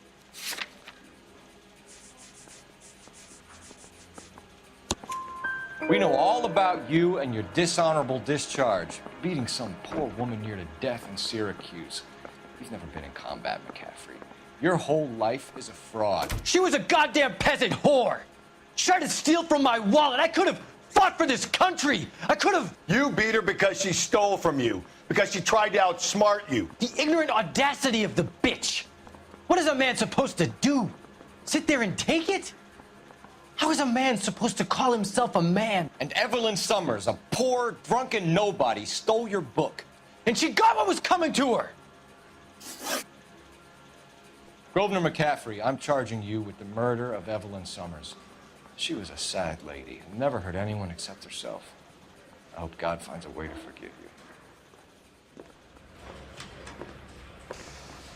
Congratulations, boys. You bagged the fine catch. Another red to boot. Grand. Now, I want you to put this business about a repeat offender out of your mind. This McCaffrey creature shows no remorse, and neither will the grand jury. You would have to walk a long mile to find a better candidate for an unmarked plot in the prison graveyard.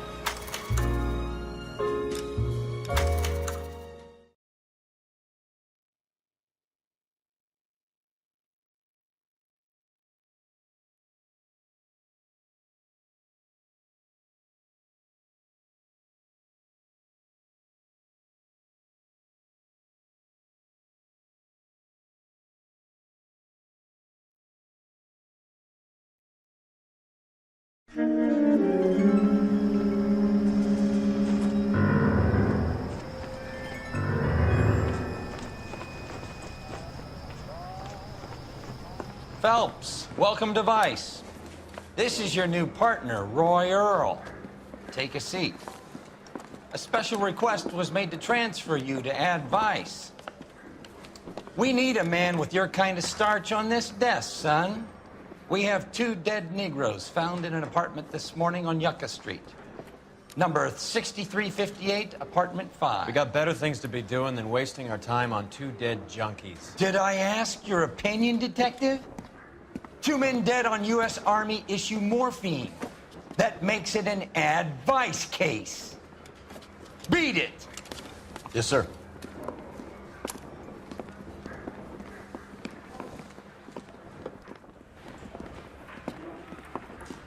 You and the lieutenant have some history? You could say that. We used to be partners. So, you're working with the big boys now, Cole? I guess so, Roy. I thought homicide was the primo assignment. That may be the case. I asked for you personally, Phelps. I had to pull a few strings to get you over to Ad Vice. How does it feel? The lieutenant seems to think I'm doing okay. Okay? Don't get humble on me, Phelps. You're doing great. You're the department pinup boy. War hero and crime fighter. What a combination. I can assure you I'm no war hero, detective. The women don't find you handsome? Let's rouse some At least hotheads. find you handy. You're behind the wheel.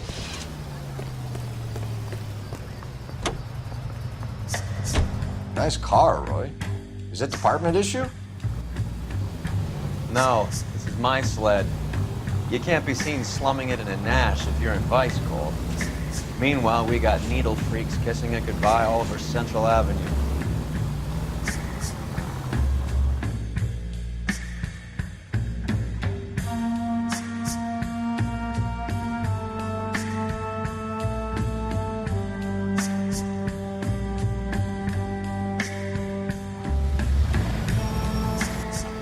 They really picked a prize shithole for our first date. Officer, please tell me what's going on. It's up the stairs, detectives. Around the corner, last door on the left. I've got friends. Come on, Dunn. How about Your show now. Carruthers. Phelps? I've been reassigned to Ad Vice. What have we got? 2 stiffs, overdosed, been dead a couple of days. Government issue morphine. We use the same syrettes in Okinawa. Fucking Negro junkies can't take supply this pure. You know these guys? I know of them. The younger one's a 2-bit horn player by the name of Cornell Tyree. The other one works in distribution. Started using a little too much of his own product, and Jack D took exception. He wasn't born that ugly. His name's Lamont. Tyrone Lamont. So who's supplying the drugs? That's easy. Whoever knocked off the wharves in San Pedro. Jack Dragna, Mickey Cohen. Dope's been all upside down ever since Jimmy Utley started the long walk at Quentin. You talk about it like it's a system. It was a system. But those days are long gone. We are supposed to uphold the law. Yeah, and we do. But we can't change people. The truth is, everyone wants a license to get a little dirty now and then. Our job is to keep it manageable. That's how you see it? See it any other way, and you better forget about being a vice cop. Can we get on with this? Today, preferably?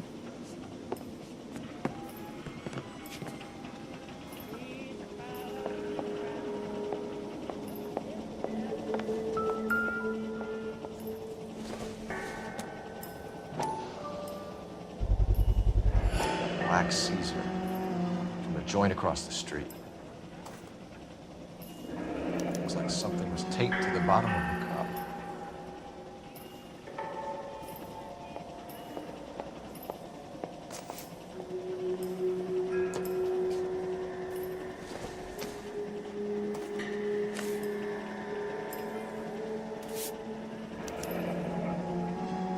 A small chance in life is probably better than no chance.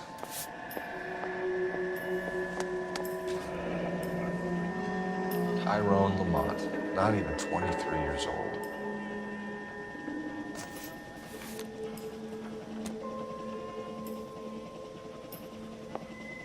Another day, another dollar.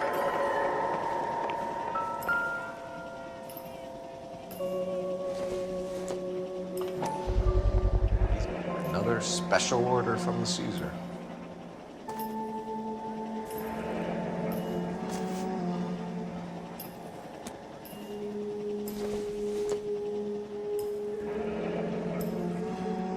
What's the correlation between love of the needle and love of the music? Find anything interesting?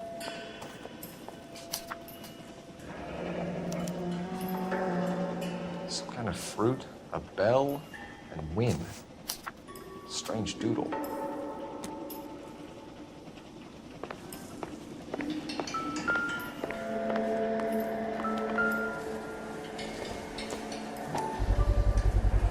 Bit heavy for an empty cup. Fits right over the counter in broad daylight.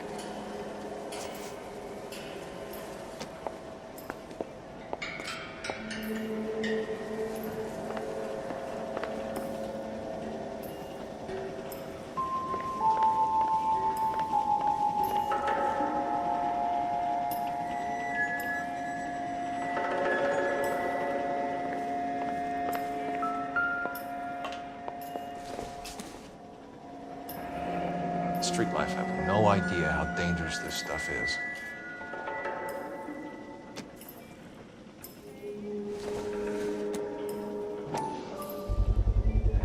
No cooking or preparation.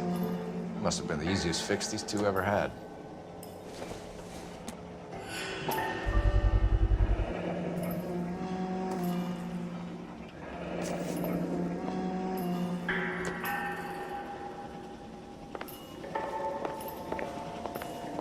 Never the same, are they? One cigarette is enough to knock you out for combat trauma. Two of them will stop your heart.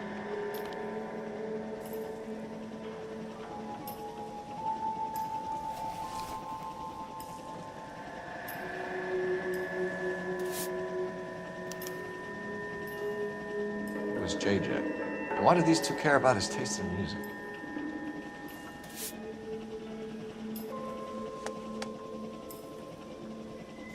They say only the good die young. I hope it was true in your case.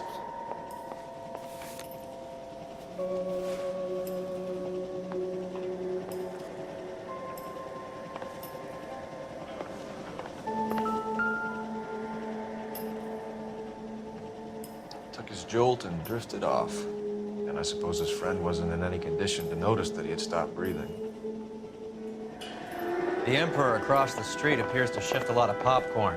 Let's shake him down.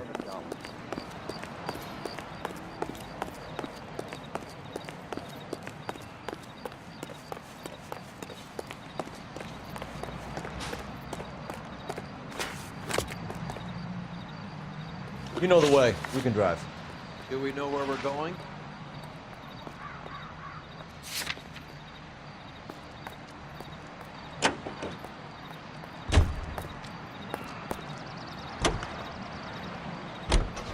Right. Let's wrap this up before I actually have to work overtime instead of just claiming for it. Check to make sure your home has You're a true inspiration to us all, Roy.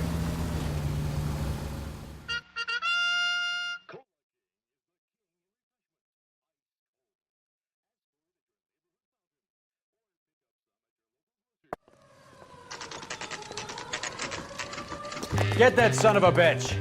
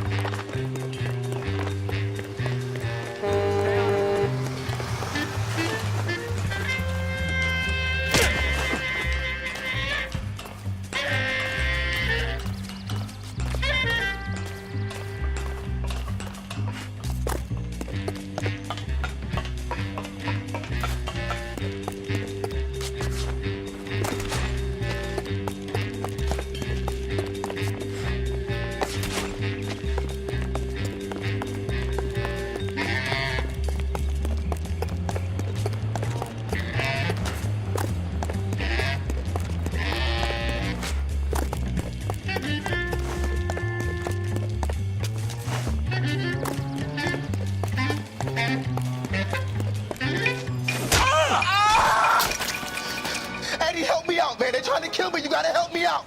What the hell going on here? Morgan! That you?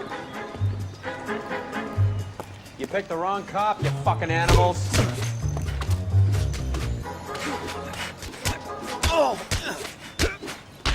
Ah!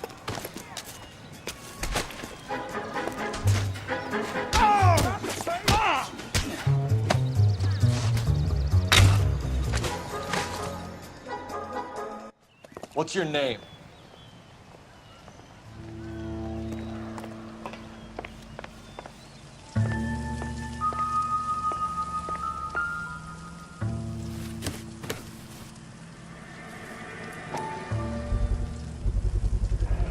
Morphine. Might not be filling, but I'm sure it's satisfying.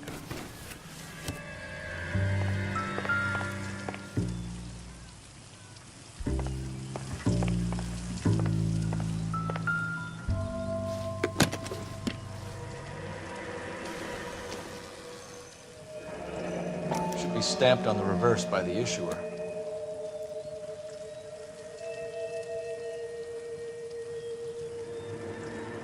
Doesn't look like anything.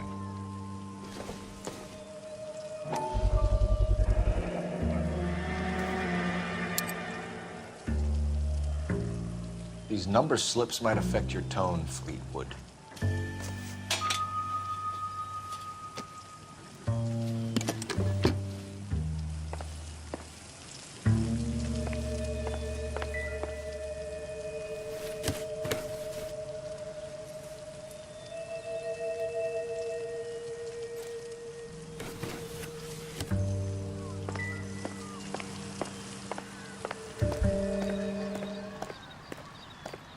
We're inquiring about the deaths of 2 men in an apartment across the street, Fleetwood. We want answers. Of course. I'll do my best, mister. You sold the drugs to Cornell Tyree and Tyrone Lamont. Oh, I sell fried steaks and black-eyed peas. You're lying, Fleetwood. We know that you supplied them. I don't know nothing about no drugs. All I do is my 10 hair flipping burgers. Can you prove any different?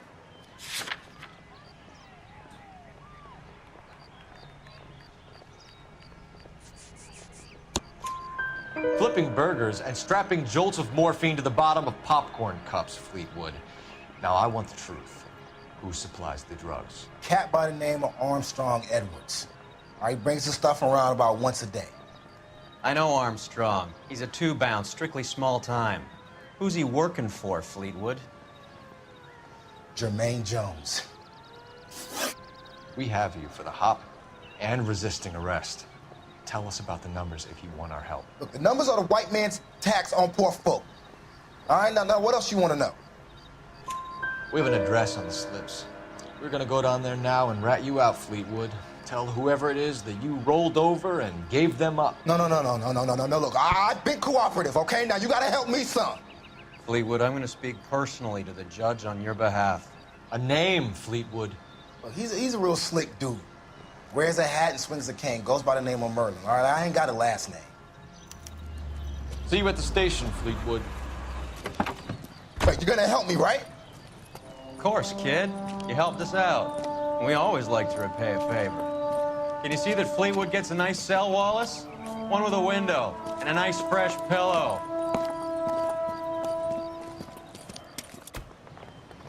That's the cop from the newspapers.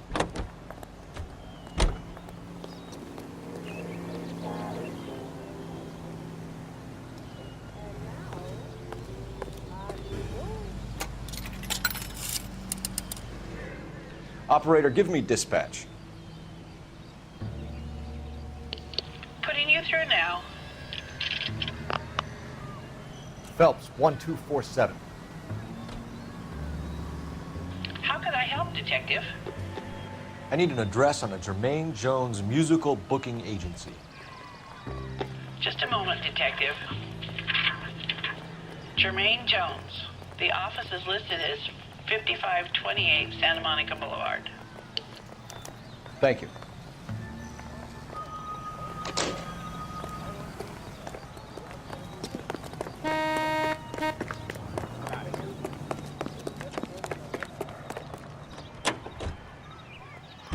Picture industry must not be considered, or it...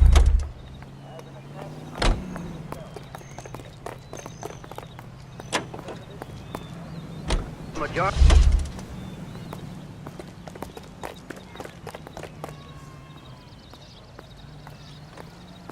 Patriotic...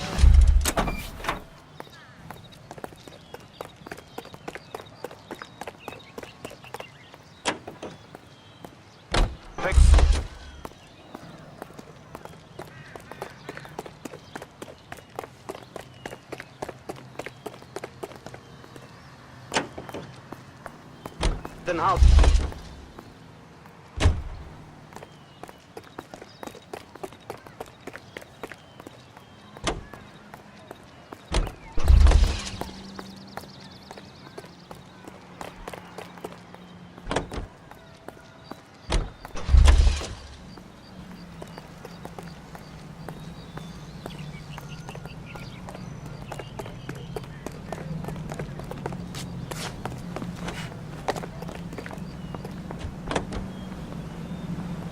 Of the American Century.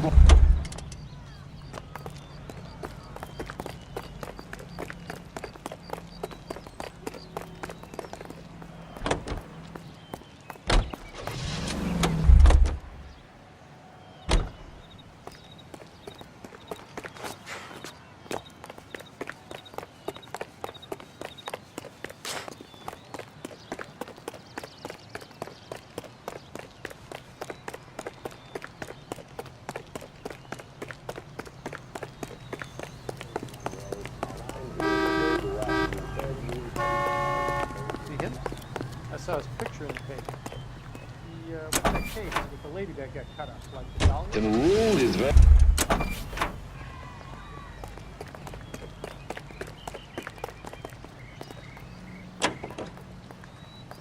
Isn't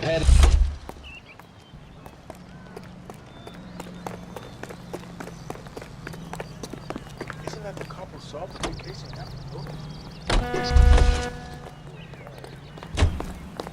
You can drive. All right, where to?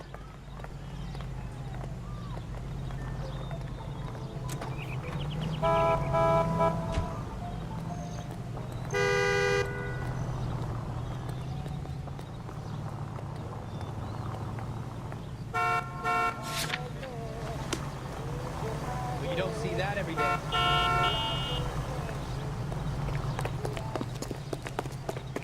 The road has socks in it.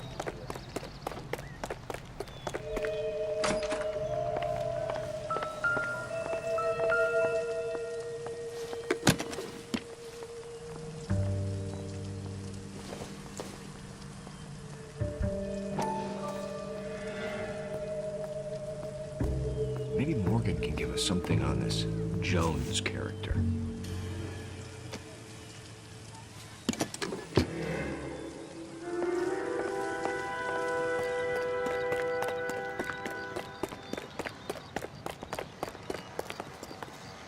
You're behind the wheel. Where are we going?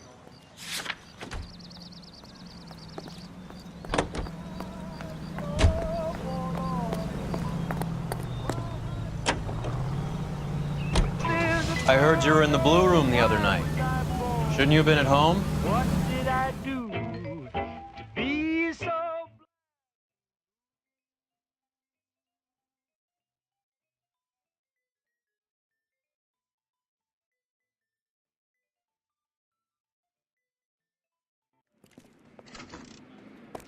Look at this place. I'm guessing not much talent comes out of this talent agency.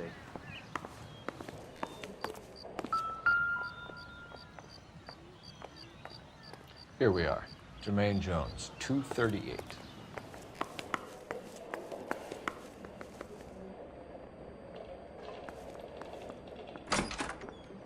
Hey, who let you in?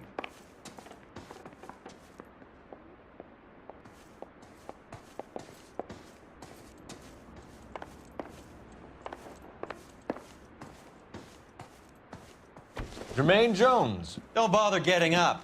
Your flunky Fleetwood Morgan just snitched you out. I wasn't planning to. Now, you think you could tell me who the hell you are? LAPD. We'd like to take a look around.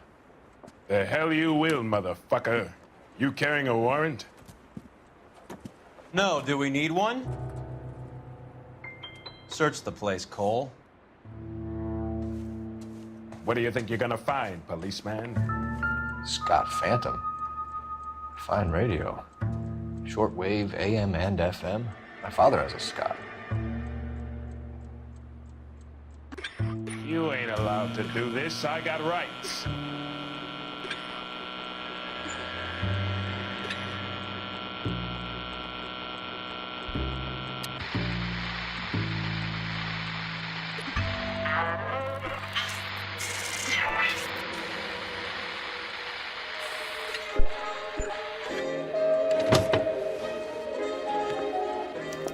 Is this the best you got? These mugs are dope to the eyeball. Come on, beat these sons of bitches down.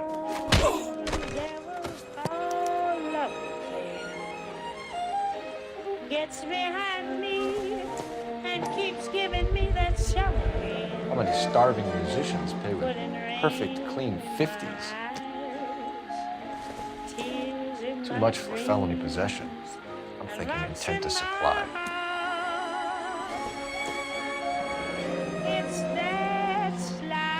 Your friend Fleetwood was also a betting man, Jermaine. He keeps telling me. This must be how those two bums standing guard take their wages. But I still have that ring, still have those tears and those rocks in my heart. Suppose I didn't stay, ran away, wouldn't play. That devil Ramez would Removals. have fortune. They must have taken special care delivering this for you. It followed me around, built me up, tear me down, till I'd be so bewildered, I wouldn't know what to do. Might as well give up the fight. I hope none of this stuff is purloined, Mr. Jones. I have a receipt for that thing. Somewhere. When it sings that siren song, I just gotta tag along with that old. Lamont and Tyree are dead. At a stretch, the DA could have you on felony murder for supplying stolen government. Tyrone and Cornell are dead? They're on a slab downtown with the ME examining their last meal. Popcorn washed down with morphine. You offering me a deal? I have a pet judge who hates blacks. He'll give you 50 years for your two buddies. Another 30 for stealing from Uncle Sam. You'll be out by the time you're 110? Imagine the changes you'll see. I get the message. How much is this gonna cost me? Who supplies the morphine? I don't know nothing about that. So we make you for all of it. You're the fall guy from Mickey Cohen. In case you haven't noticed, I'm a colored man. You see any Jew boys running around here? I collect my cut. Lenny the Fink controls the action. Lenny who?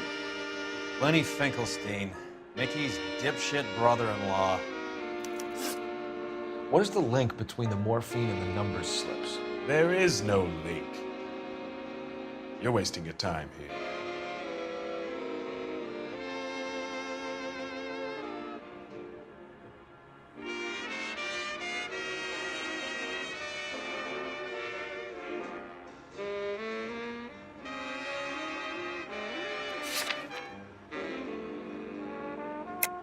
You're lying to me, Jones. Tell me about Merlin. Who? I don't know anyone named Merlin.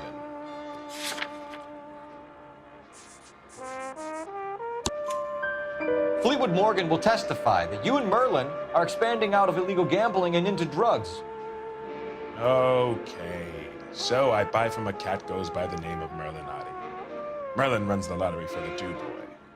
The Fink has a new line in drugs. You squeal me out, I deny ever telling you. Tell us about Oddie. Oddie's a gambler. Fronts points on football games, fights, the horses, numbers. Chicken crossing the road. Motherfucker will take the odds on anything. What's the score with Ramez removals? I brought a radio from there. That's all. So when we visit Ramez removals and tell them that we want a special bookcase or wardrobe to hide our dope in, you're gonna be copacetic? And when we tell them their good friend Jermaine sent us and said they could do a nice deal for the LAPD. I could use an act like you two. Those fucks Abbott and Costello are on the slide. Hollywood could use another couple of deeply unfunny white bread humps like you. Very good, Jermaine. You have character. Now cough it up. Ramez is a good friend of Lenny the Fink. You getting the picture? Take them all in. We have a deal, right? We're after the morphine. I'll speak to the DA on your behalf. You have my word.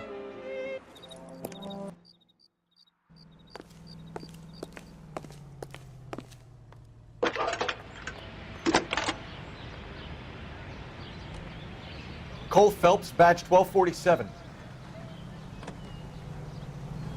How can I help, Detective? I need an address for Ramez Removals. That's Ramez, R-A-M-E-Z. Just checking. Ramez Removals, corner Sunset and Wilton. Owned by a Jose Victor Ramez. Thanks.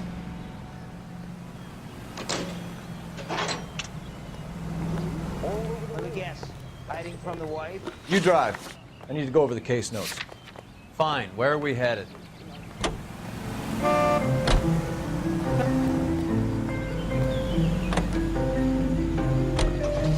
So Mickey...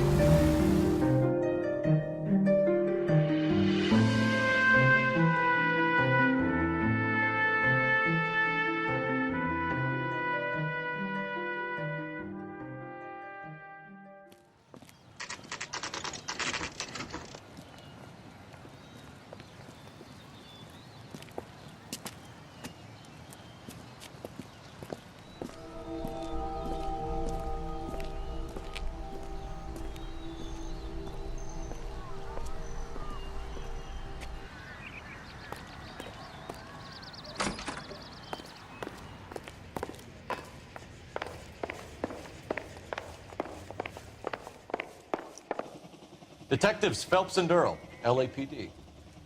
The name's Merlin Odie. I run a strictly legitimate bookmaker's detective.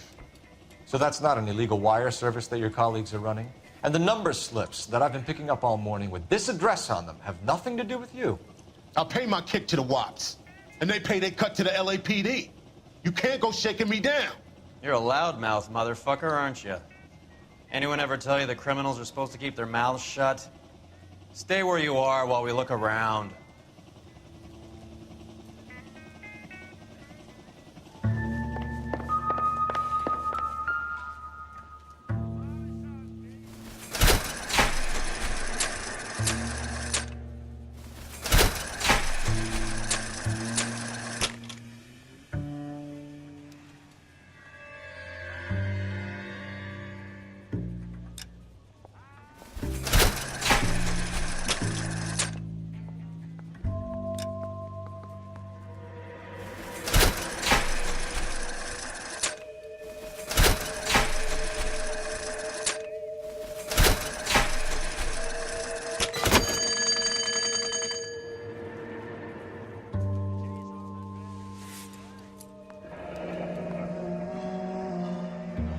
Thanks for the paper trail, Merlin.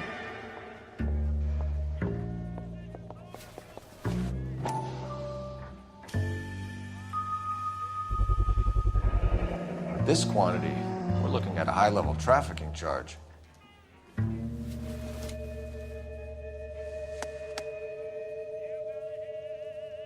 I think Ramez's place is our next stop. Oh, that's quite a win. Give it up, Adi.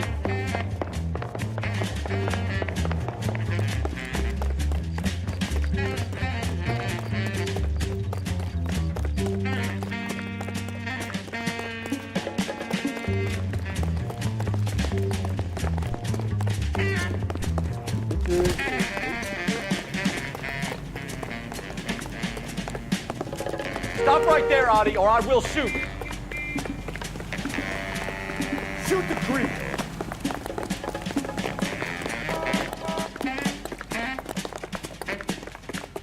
Be careful. He looks dangerous.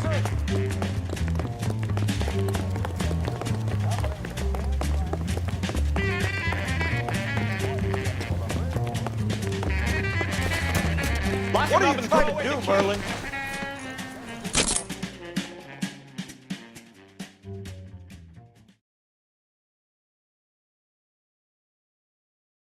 All right.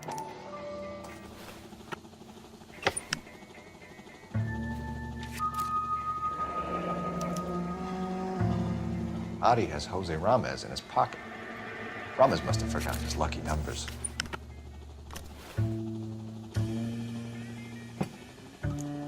Would you like to calculate the odds on you going to prison for a very long time, Merlin? I'm not going nowhere. I've paid my contributions, and I'm not getting hustled by you.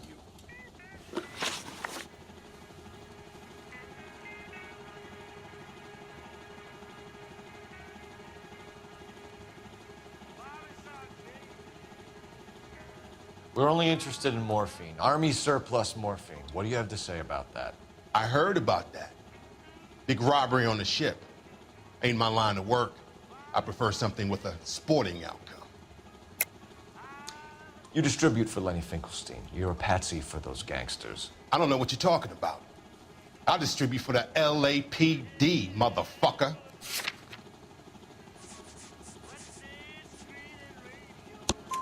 Jermaine Jones gave you up as his supplier. He says that you're Lenny's sissy, and that you'll do whatever Lenny tells you. Me? That nigga's a dead man. I moved the dope Jose brings me. Jose Ramez?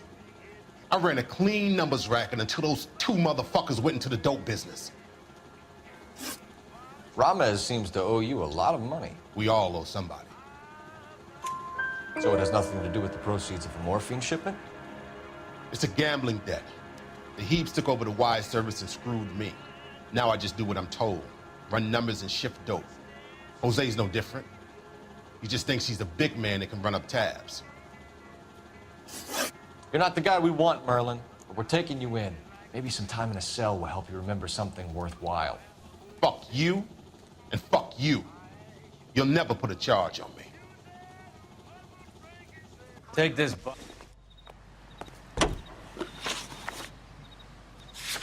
You know the way. You can drive. A fine gentleman playing in ballrooms across America. Mickey Cohen runs the dope rackets? Mickey does what he's told. Benny Siegel will take a cut of any action that's going. I thought Jack Dragon is an old-time greaser. He keeps his head down and pays his dues. Word is he's gonna clip Bugsy. Whose word? What does it matter?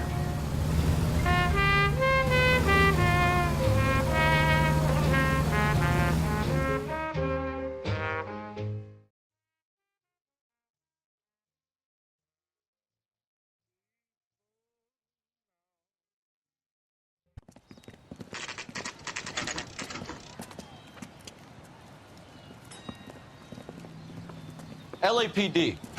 We're here to see Jose Ramez. What's it about? 11K calling KGPL. 11K requesting assistance in pursuit of narcotic suspects aboard a GM delivery truck. Commercial license, David Charles, 457.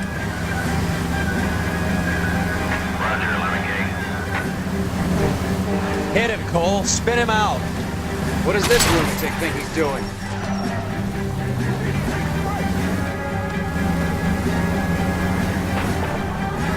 Here comes the cavalry. We're not playing around here. Take this clown off the road. Keep it steady and I'll try to bust his tires.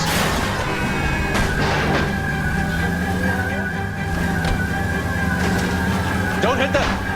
Fuck. Keep on the road, gun. He's going left onto Hollywood. Get alongside him and take him out. Get in close and steer him off the tar. That's it, Cole. You did it. His truck's history. Pull him out of it. Put your hands in the air.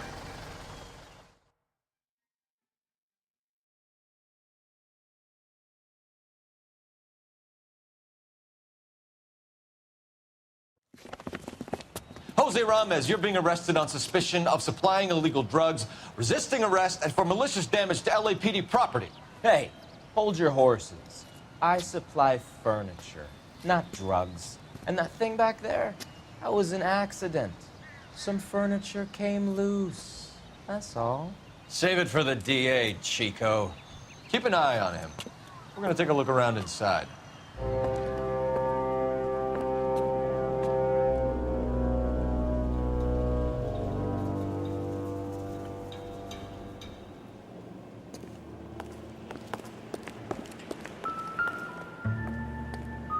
Where's he been delivering? And who's been delivering here? Any repeat business in the ledger, Cole? Why is Ramos buying so much ice?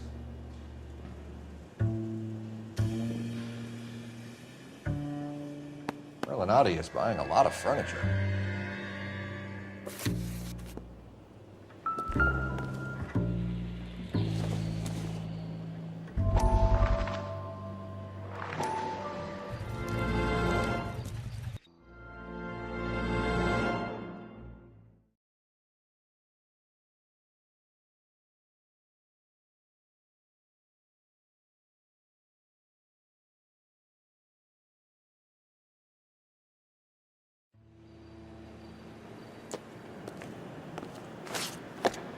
What's with the puddle? Where's that trail of water coming from, Cole? There must be a way through the back.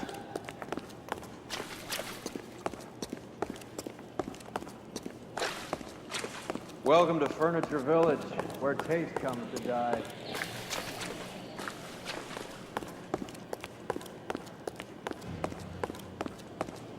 What a pile of junk. My mother would be in heaven.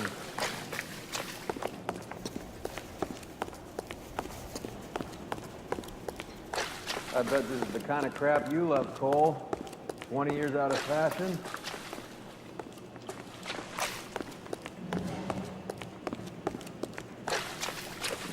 Smells of old people in here.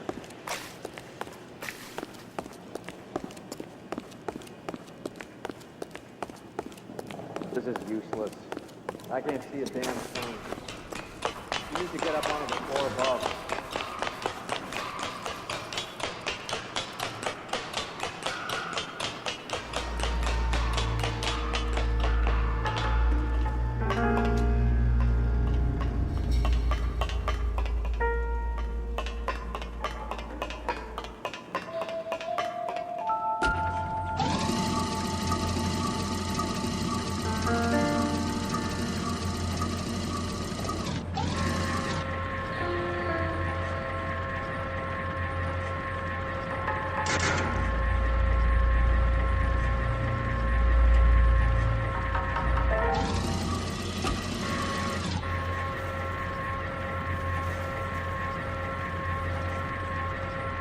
Get down here. There's a cold room in the back.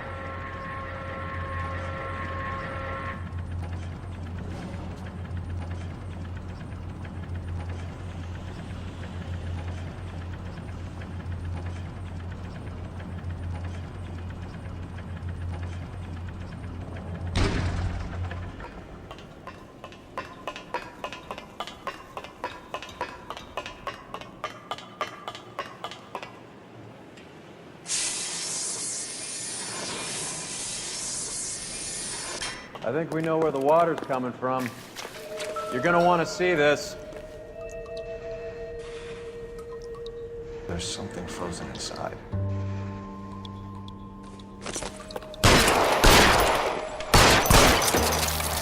Well, I'll be damned.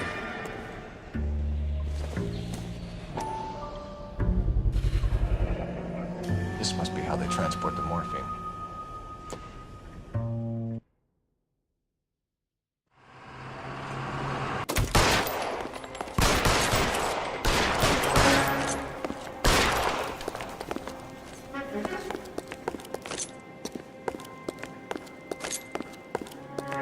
Show me your face, motherfucker!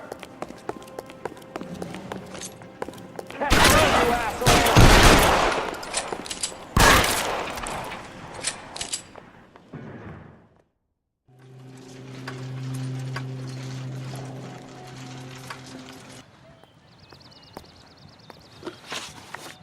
Can you drive to this one? Do we know where we're going?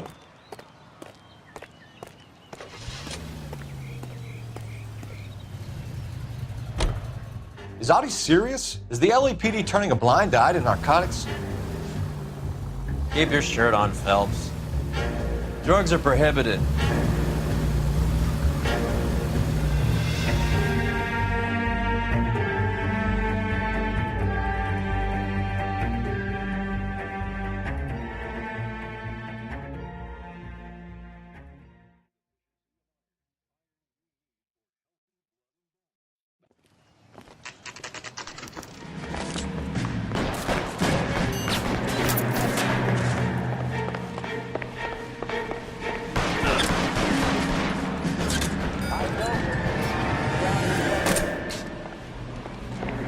Eyes open. Around here somewhere.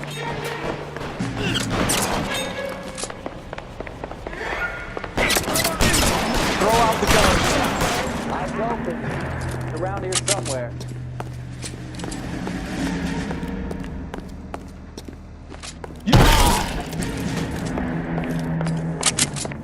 Eyes open. What the hell is the matter? Someone please just kill these assholes already. Shit. Really hurts. Wide open here.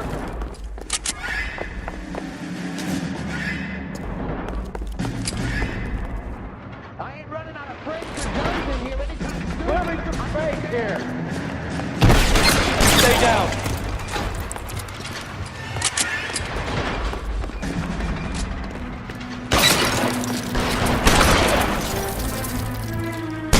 Your move. I'm gonna put holes in you, asshole. Stay in cover. You're covered, Phelps.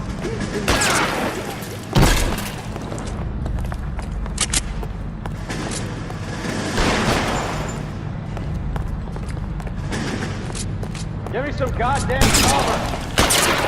Just 5 more. Out of ammo.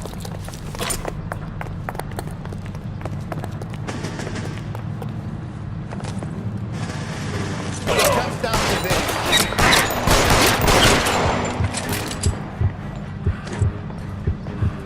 Let's have a look around. Now that we finally got some peace and quiet. I think I've had enough ice for one day.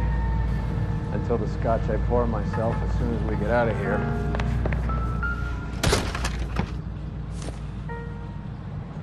This stuff has got to be worth at least $100 grand. So Finkelstein robbed the ship? My guess is Lenny took it off their hands. This is big. This is gonna make the papers, Phelps. As senior investigator, I'll do the talking.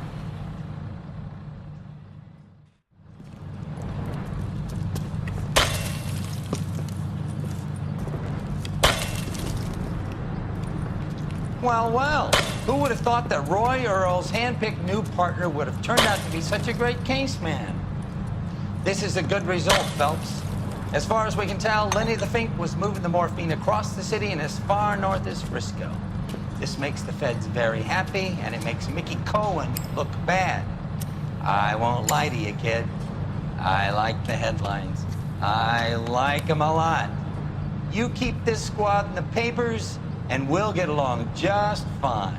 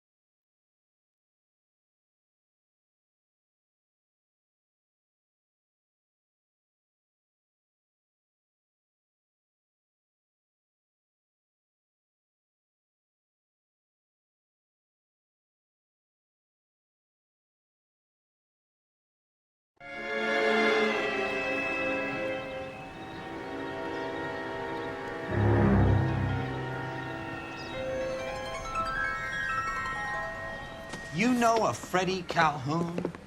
Sure, I know Freddie needs money to get out of town. Says he's prepared to blow the whistle on a primo reefer distribution ring.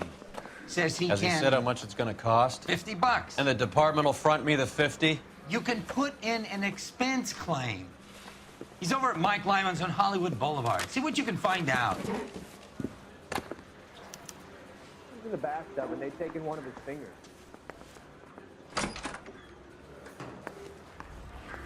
I say we bust in there and find the goddamn evidence. $50? Do they think I'm made of money? No, you just look like you're made of money. Oh, very good. Good round form. I'd say on a scale of dull to scintillating, you're a solid tedious today, which you can be pleased with. Do you ever listen to yourself? I don't have the same voices in my head as you do, Cole. I want to make homicide. You know you made it. You can drive.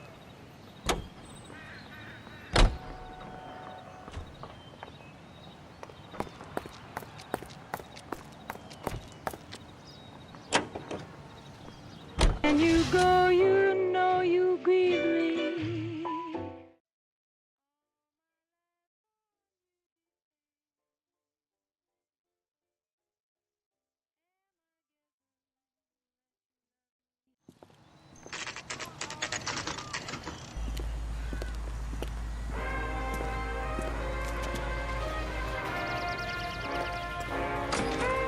Five-star goddamn wedding.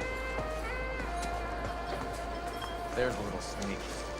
That's him in the back, Cole. Freddie, you're looking good. You're gonna help me, right? That's what I'm here for. You got the money? The 20? Sure, right here. 20! I said... You want the money or the alternative? Tell us about the reefer, Freddie. Another good Samaritan. Answer the question. Brass comes from Tijuana. They bring in 50 pounds a week. 50 pounds? Are you hallucinating, Freddie? Gets stashed at a house at 1452 North Las Palmas. Names, Freddie. The guy at the house is a spick that goes by the name Juan Garcia Cruz. Be careful. He likes guns. How do I get my money? Do me a favor, Freddie. Spend the money on a bus ticket.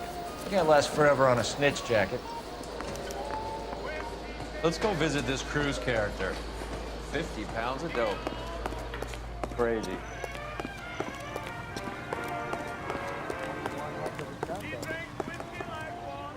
You know the way. You can drive. Where are we going?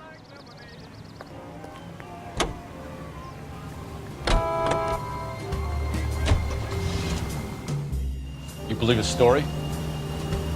Sure. A hophead like Freddie would raffle his sister for his next score.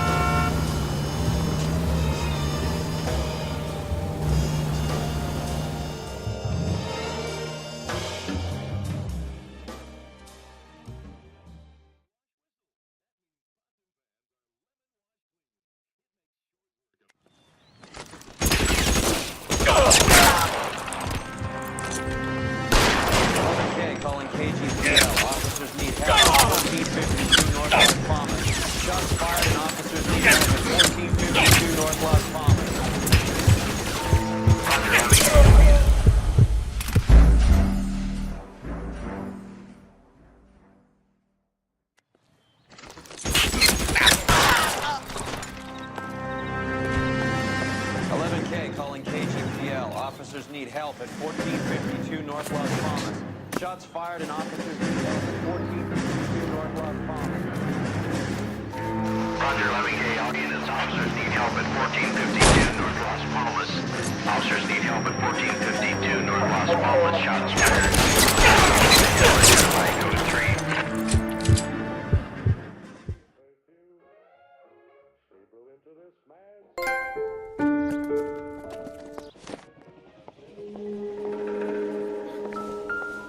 guys don't have to leave a mess.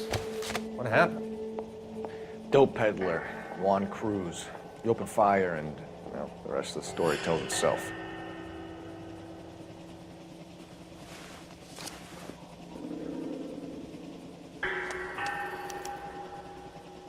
Juan Garcia Cruz. This is his address, but this place looks like a front.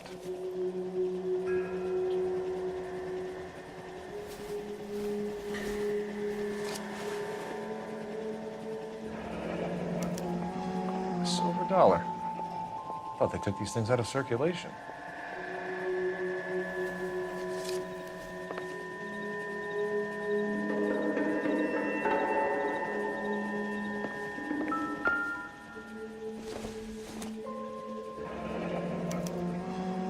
Is this a drug or a village in Borneo?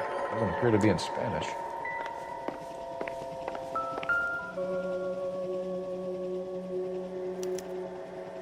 Doesn't anyone eat regular meals anymore? Junkies feeding on popcorn and grasshoppers living on soup.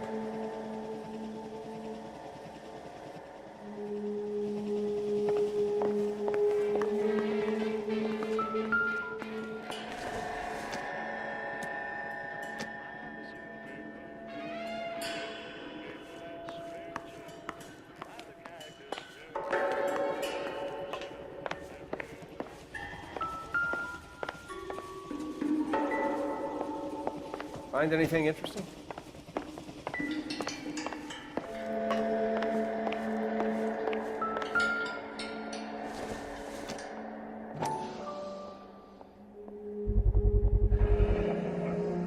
Maybe these are the guys keeping Juan so well stocked with soup.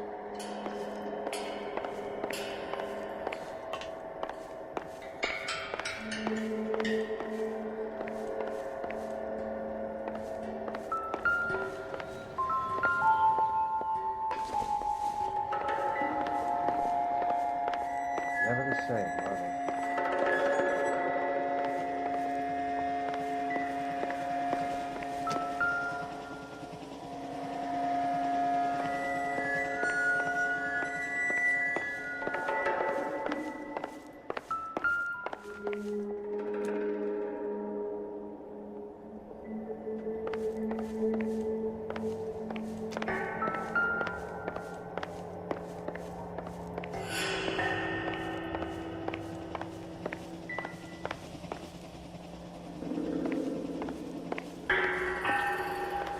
Catch all the good ones, Phelps.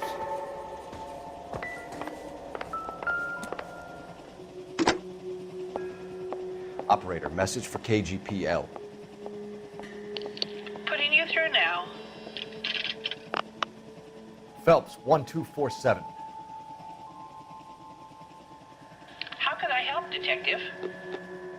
I need an address on a Parnell Soup Company, a head office or factory in the Los Angeles area. Just a second, Detective. Only one address listed. 6310 Fountain Avenue. Thanks for your help. Okay.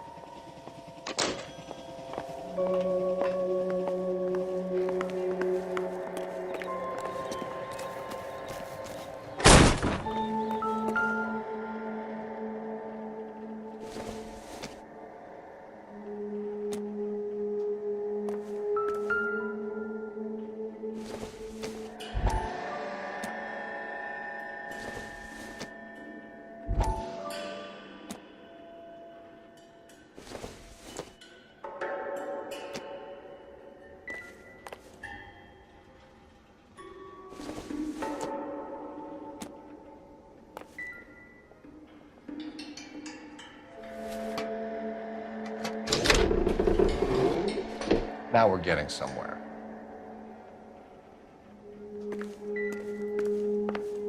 More soup? Who in the hell keeps a secret stash of soup?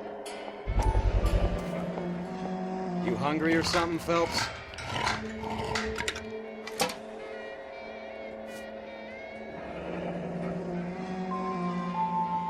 I'd say that's pretty good value for 12 cents. Factory sealed.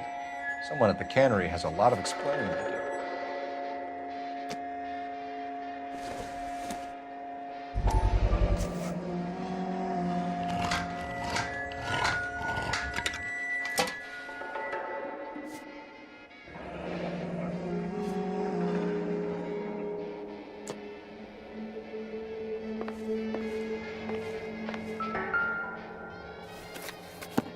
With Juan dead, we need a new suspect, Cole.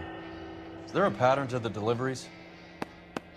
This guy EJ seems to be bringing in most of the serious weight. The dates and times seem pretty regular. We should notify the border crossing. Those fuckers are probably in on it. Let's wait and see how this plays out.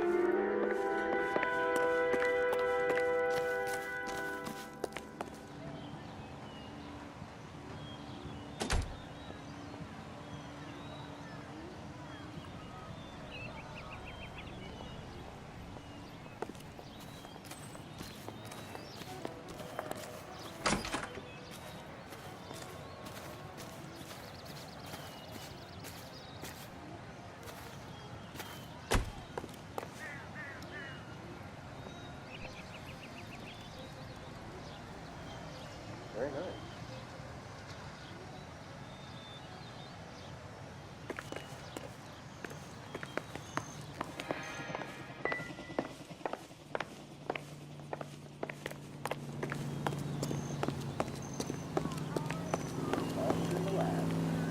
You're behind the wheel.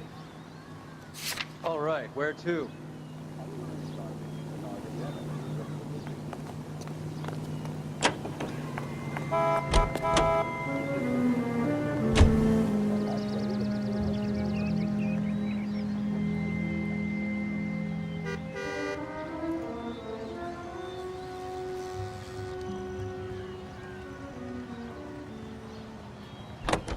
You drive.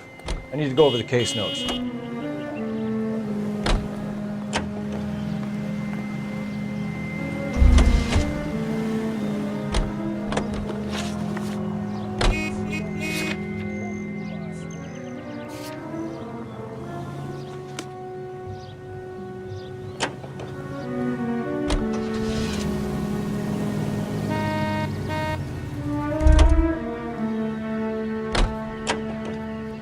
You can drive. Homes reserved for our soldiers. Crothers says the morphine is still turning up. Makes sense. We have no idea how much of the stuff Lenny shifted. There's been no comeback from Cohen as yet. Maybe Confidential Magazine is right, and Bugsy is on the slide. You read that stuff? I wouldn't say it to his face if I was you. That is one hot-tempered son of a bitch.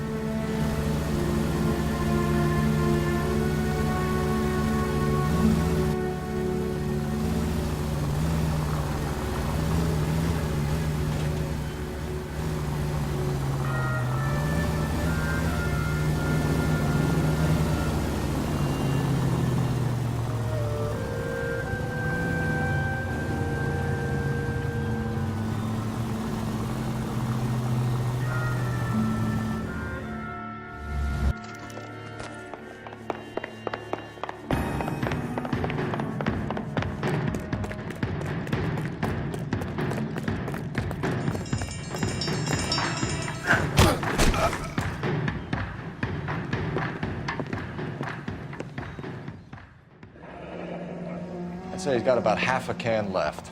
I guess that makes me a pessimist. You can't. I need Ray to run down these silver dollars. I need to make a deal. I need guarantees. You have identification?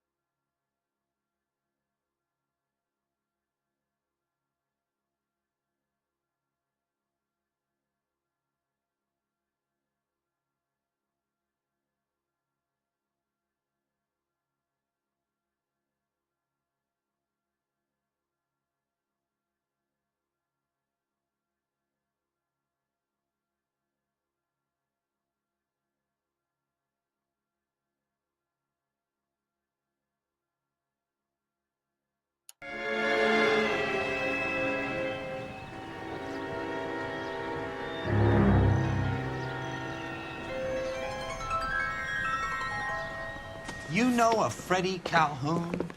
Sure, I know Freddie Freddie. needs money to get out of town. Says he's prepared to blow the whistle on a primo reefer distribution ring. Says he Has can... he said how much it's gonna cost? $50. And the department will front me the 50? You can put in an expense claim. He's over at Mike Lyman's on Hollywood Boulevard. See what you can find out. Poor little twist. She's 13 if she's a day.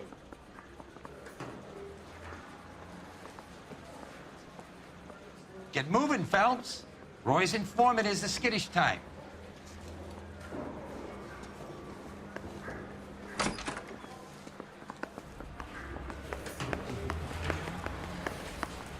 I know $30 is a fortune, but this dress is worth it. $50? Do they think I'm made of money? No, you just look like you're made of money. Oh, very good. The kid's on form. I'd say on a scale of dull to scintillating, you're a solid tedious today, which you can be pleased with. Do you ever listen to yourself? I don't have the same voices in my head as you do, Cole.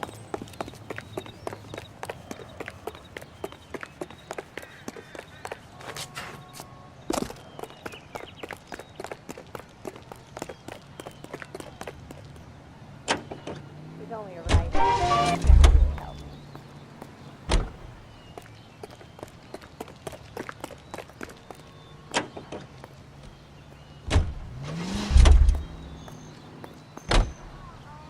In the bathtub, and they'd taken one of his fingers.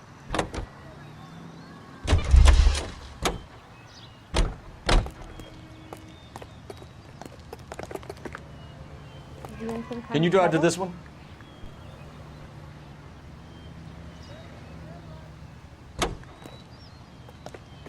I didn't come to California to be a secretary. You know the way. You can drive. Drinks gin like lemonade.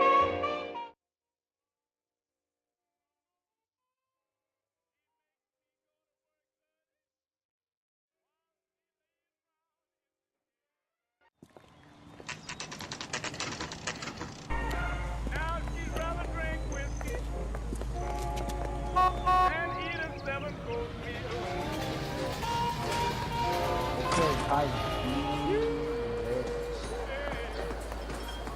There's a little sneak. That's him in the back, Cole. Freddie, you're looking good. You're gonna help me, right? That's what I'm here for. You got the money? The 20? Sure, right here. 20? I said... You want the money or the alternative? Tell us about the reefer, Freddie. Who's he? Another good Samaritan. Answer the question. Wes comes from Tijuana. They bring in 50 pounds a week. 50 pounds? Are you hallucinating, Freddie? Gets stashed at a house at 1452 North Las Palmas. Names, Freddie. The guy at the house is a spick that goes by the name Juan Garcia Cruz. Be careful. He likes guns. How do I get my money? Do me a favor, Freddie. Spend the money on a bus ticket. You can't last forever on a snitch jacket. Let's go visit this Cruz character. 50 pounds of dope. Crazy.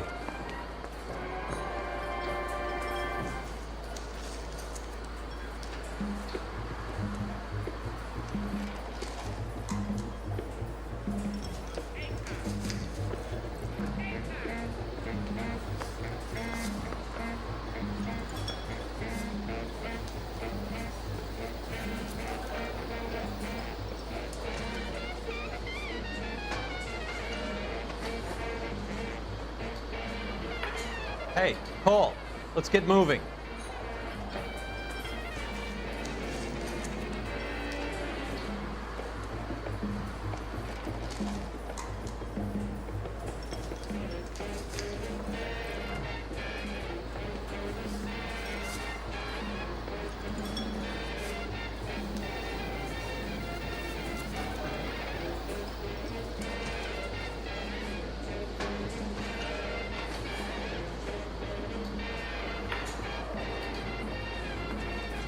Food wasn't great.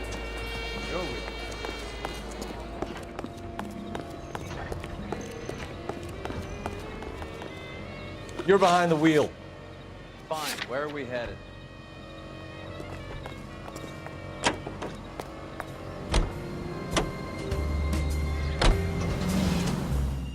believe his story? Sure. A hophead like Freddy would raffle his sister for his next score.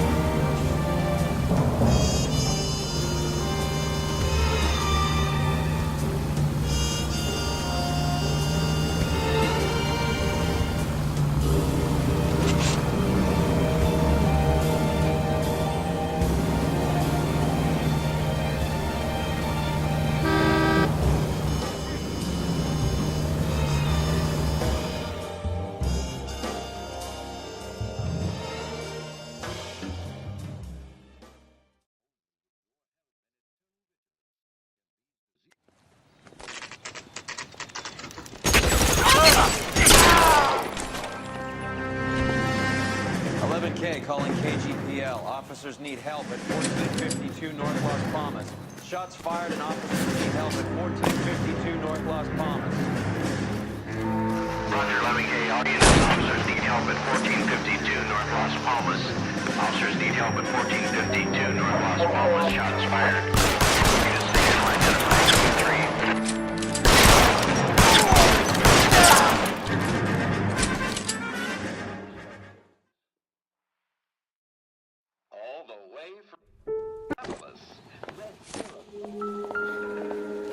You guys don't have to leave a mess.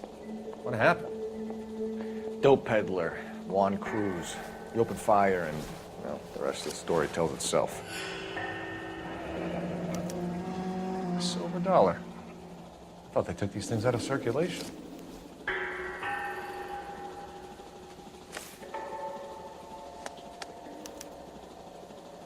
Juan Garcia Cruz. This is his address, but this place looks like a front.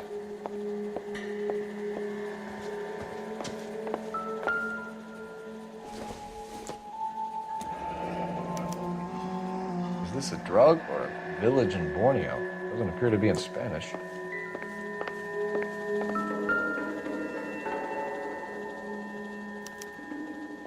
Doesn't anyone eat regular meals anymore?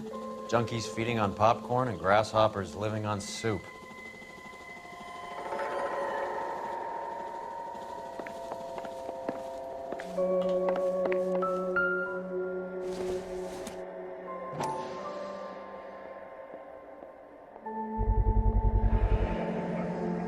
Maybe these are the guys keeping Juan so well stocked with soup.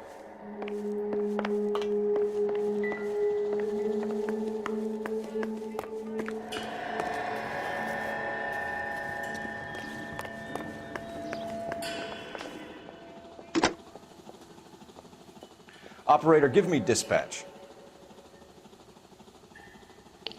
Putting you through now. Cole Phelps, badge 1247. How could I help, Detective? I need an address on a Parnell Soup Company, a head office or factory in the Los Angeles area. Just a second, Detective. Only one address listed. 6310 Fountain Avenue. Thanks, ma'am.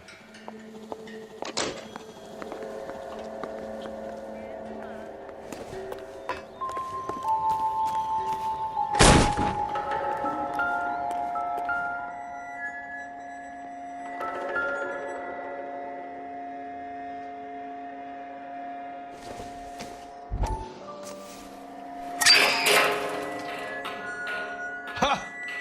Phelps, you jump like a girl.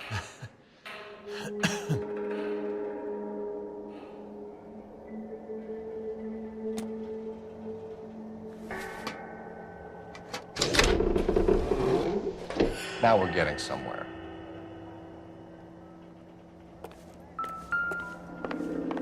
More soup? Who in the hell keeps a secret stash of soup? You hungry or something, Phelps?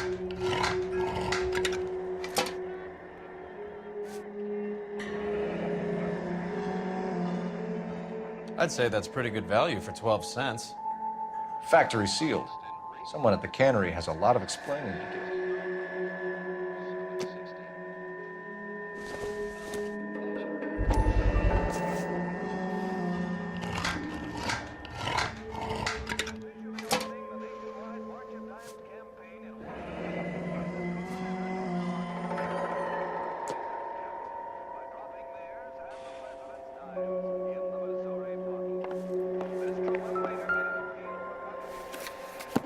With Juan dead, we need an... This guy EJ seems to be bringing in most of the serious weight. The dates and times seem pretty regular. We should notify the border crossing. Those fuckers are probably in on it. Let's wait and see how this plays out.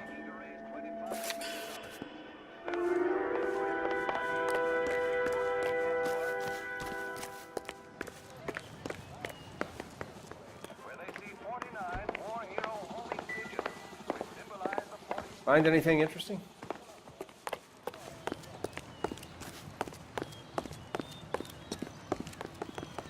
You know the way. You can drive. Do we know where we're going?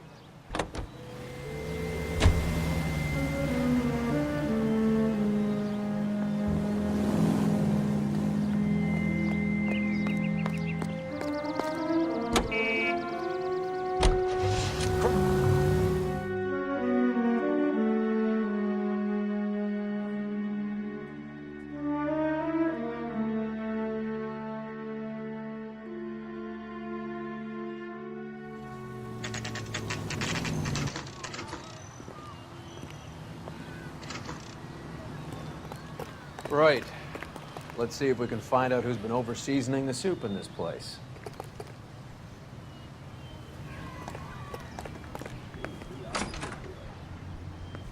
LAPD. Who owns this factory, ma'am? Mr. Parnell. Howard Parnell. I'll let him know you're here. Please, take a seat. If you don't mind, we'll come with you. If you must.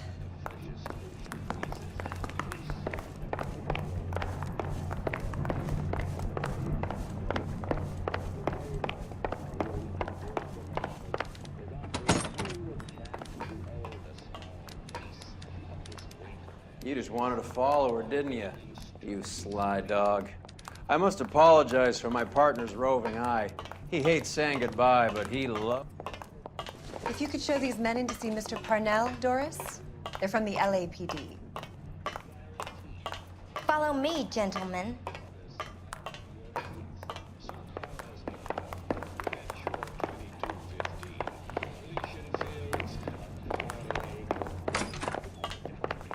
What is going on?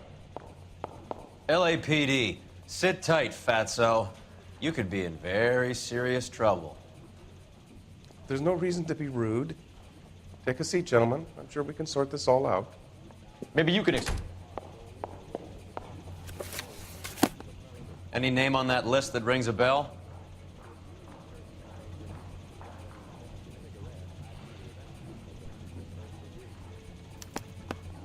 This is familiar. 1452 North Las Palmas. A Jorge Garcia Cruz.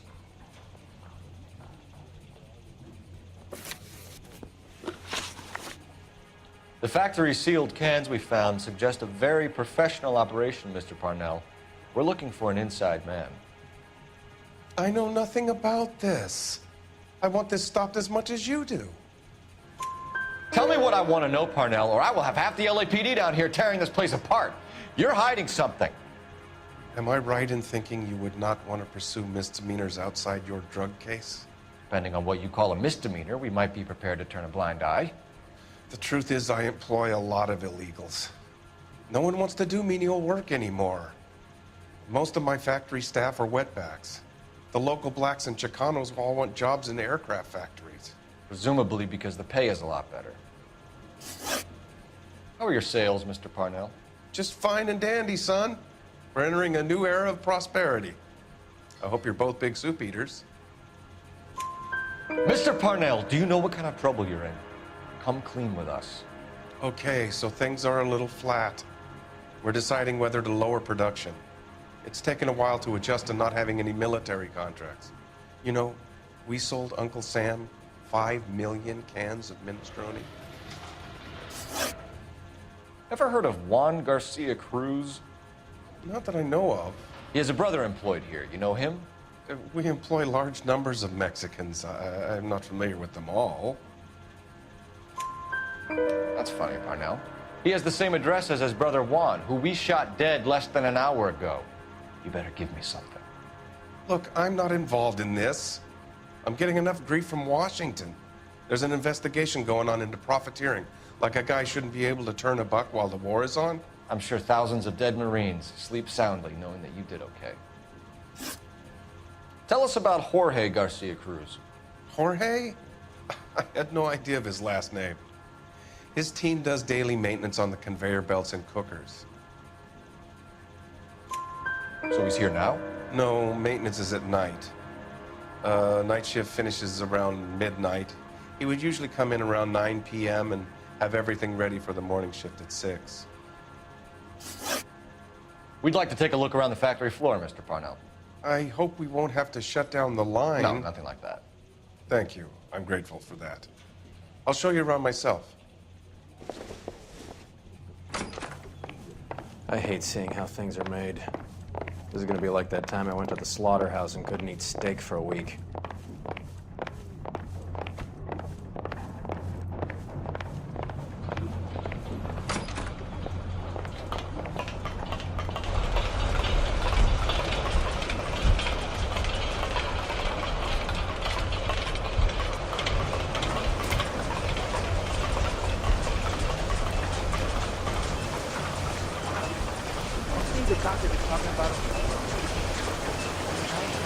This is where the produce comes in. We peel and sort all of the vegetables and add them to the line in regular quantities. Fascinating.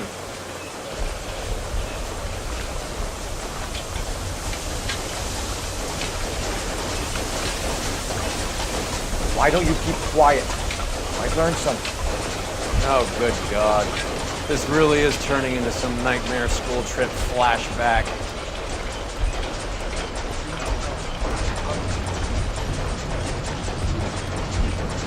This is the hopper, which boils and purees the vegetables.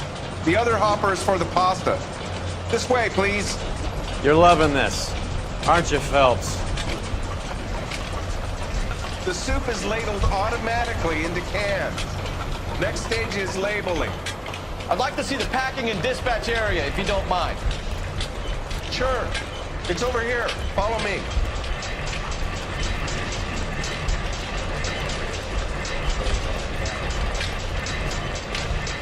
This is one of our dispatchers. Sergio, right? Yes, sir. These men are from the LAPD. Sergio here records our outgoing deliveries. They all go in the book. Just there on the desk. We're looking for repeat business in large amounts, Cole. What's going on, Parnell? There's enough soup going to this place every day to feed a company of Marines. What are you talking about?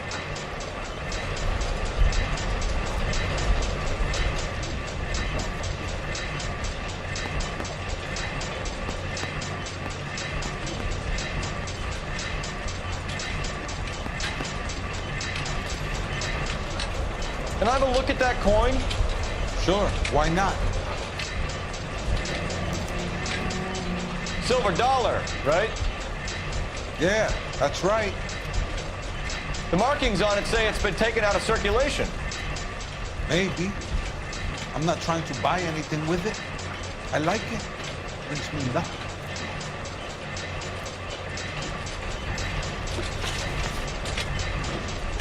Do you have access to the canning area? I do. But I keep to my station. Loading and unloading. Don't care much for soup. Sergio, if you don't give me something, I'm gonna go to Immigration Services and have you deported. I get a shipment once every 2 weeks. Ernesto does the driving. I don't know his full name. Gets delivered here at night, or he gets it canned up. From here it gets sent all over the country. What do you know about the 20th century market? Nada. I get the orders from upstairs. I send the goods where I'm told. And you don't know Juan Garcia Cruz? No, not me. You're a liar, Sergio. You're in it, and I'm gonna break you for it. You're loco, Placa. I got nothing to do with Juan Garcia.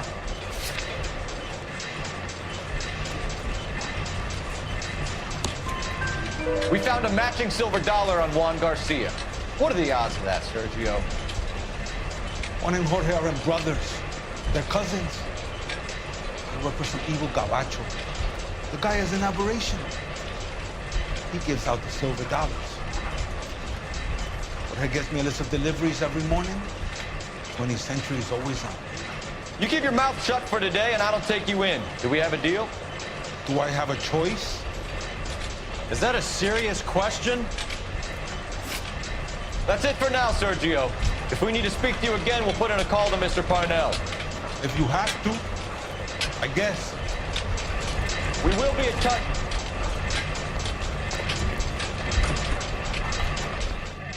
I am glad to be out of that place. I never knew fresh vegetables could smell so bad.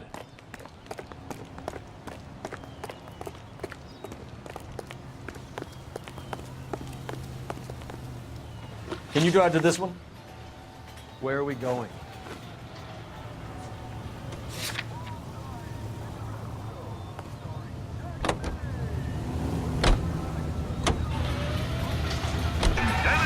How many years have you been in Vice, Roy? And now, ladies and gentlemen, let's go out to Jack Benny's home in Beverly Hills, where we find Rochester tidying up Jack's desk. Say, here's something the boss must have mislaid. It's a letter from the doctor who examined him, and it isn't open. I better take it to him.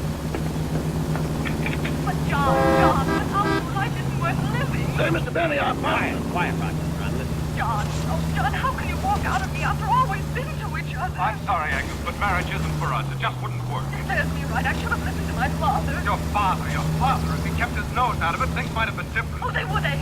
Well, if I never see your face again, it will be all right with me. Goodbye. That suits me fine. Goodbye.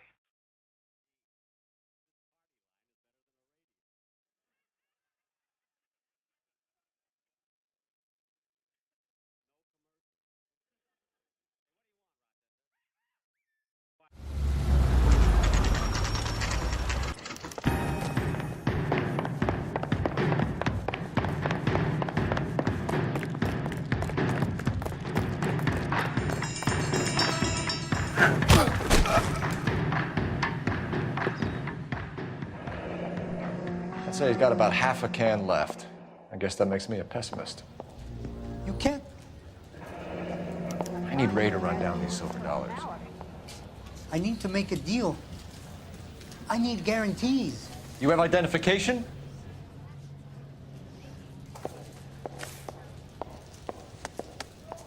Sanchez Erto, Mexican, Tijuana address.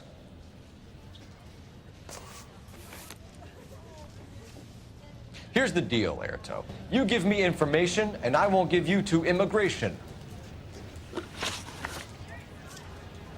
Give me EJ, the driver bringing in the shipments, or I'll make you for it. I run the shop.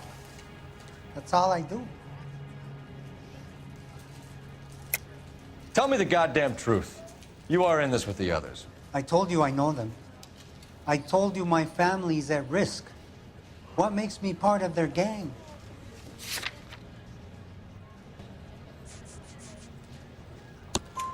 You have a silver dollar, Erto, just like Juan.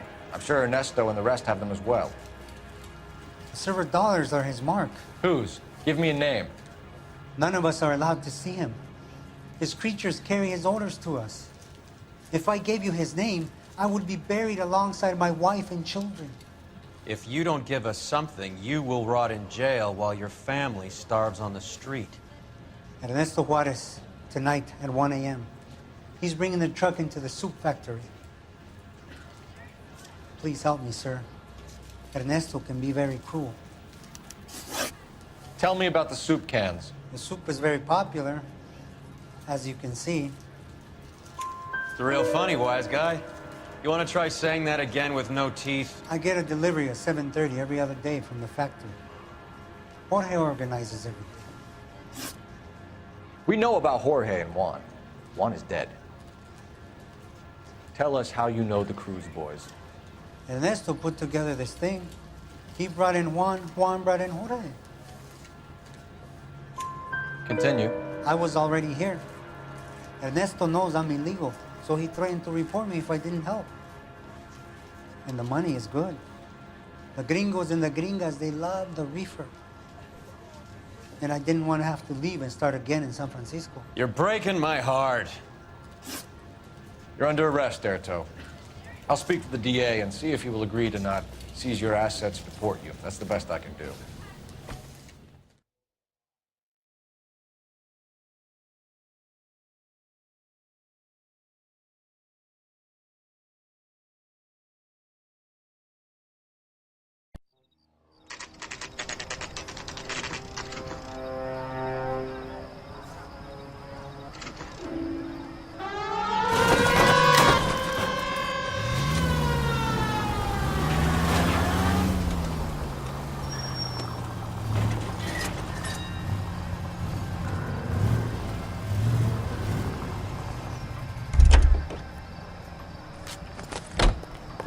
All right, move. Move!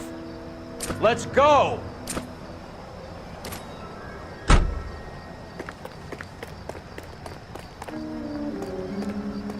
Everyone into position.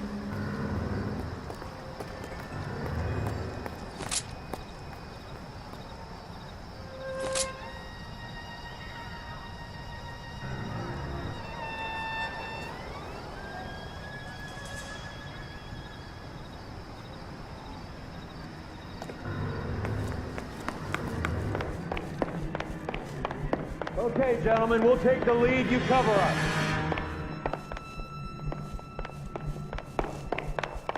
Perimeter is up. The whole place is contained. Going hard. LAPD, put your hands where we can see them.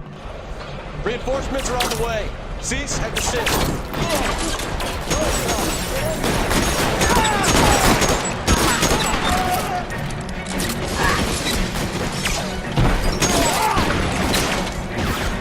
Throw out the guns.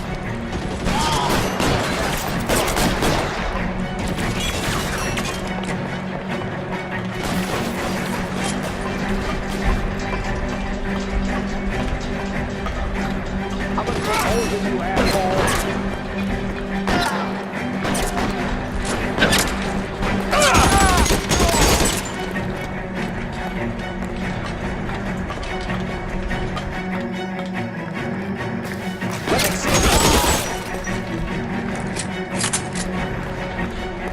How long do you think you can hold out?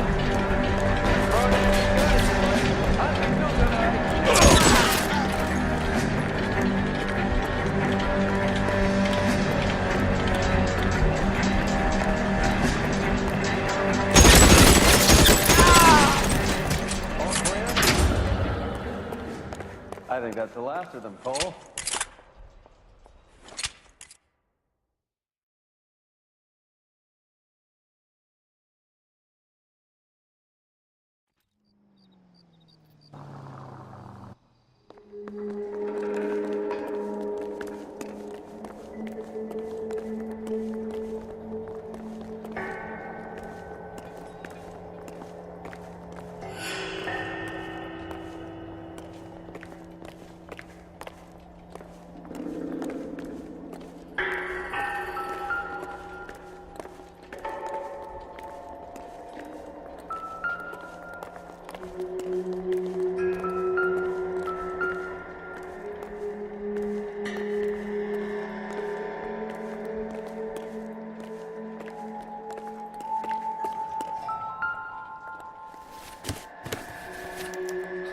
At the very minimum, another 50 pounds.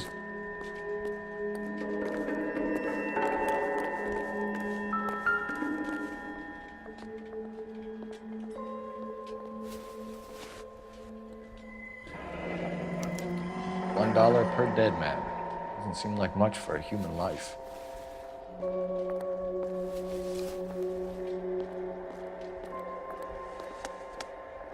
Tijuana address. We should see what the federales have on it. Detectives, I think we got the guy. Does the name Cruz mean something?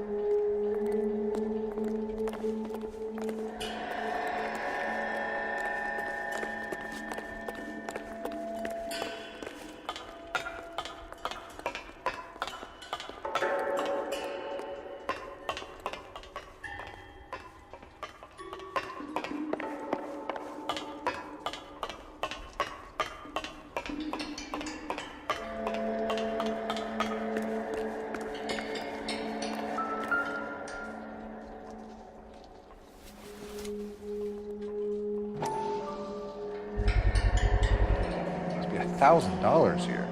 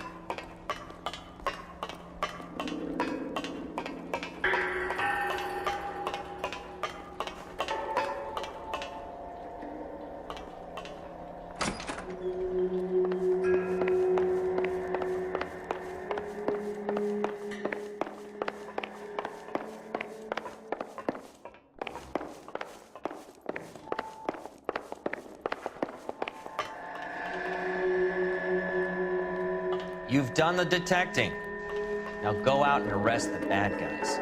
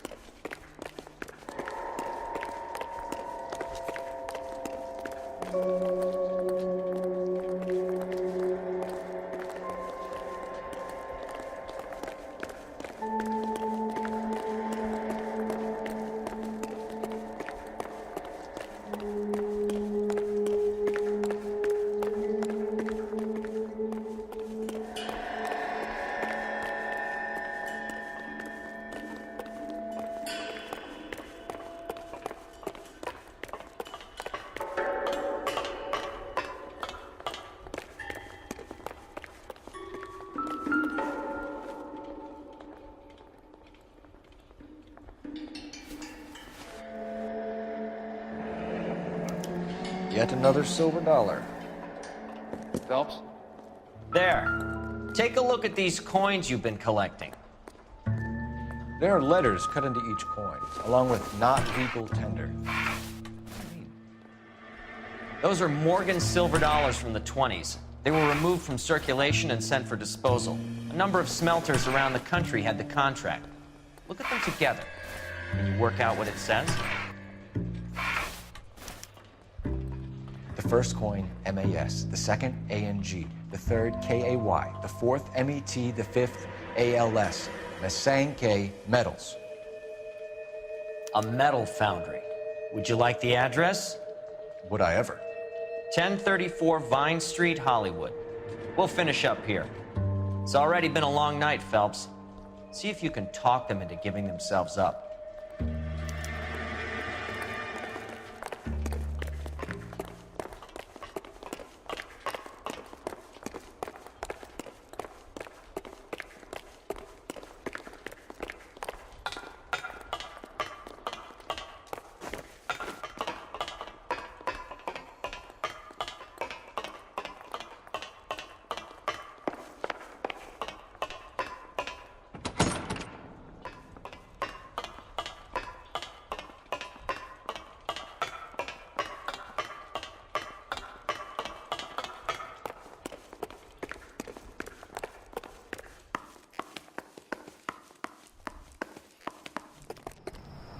You can drive. Fine. Where are we headed?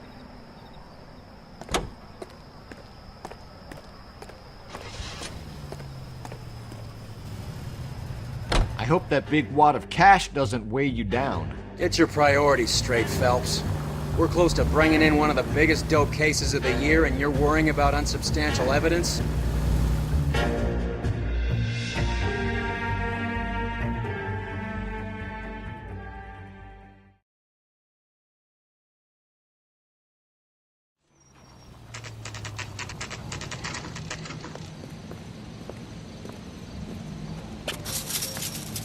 Locked. We need another way in.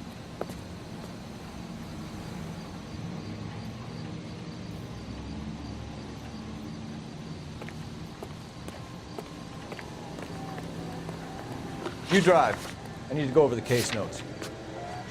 All right, where to?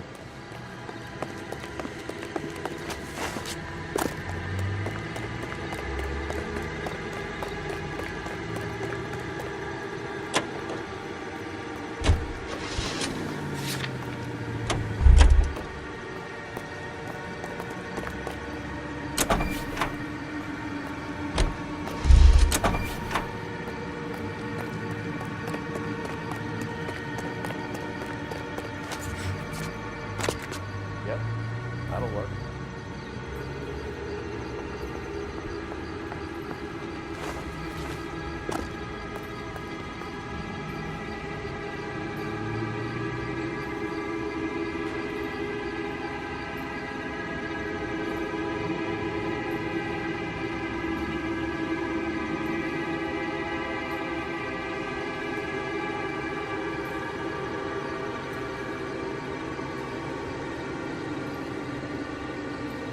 Cole, we got things to do.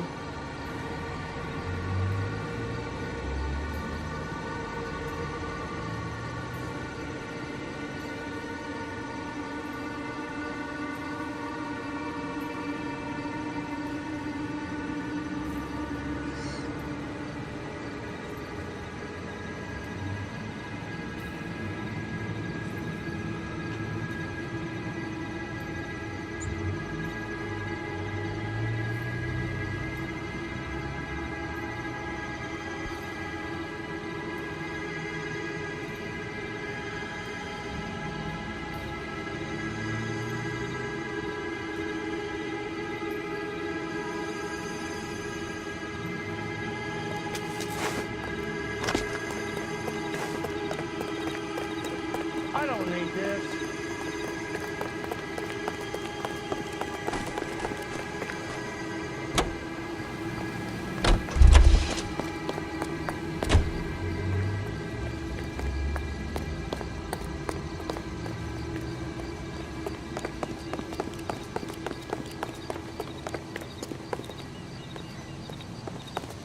You gotta be kidding me.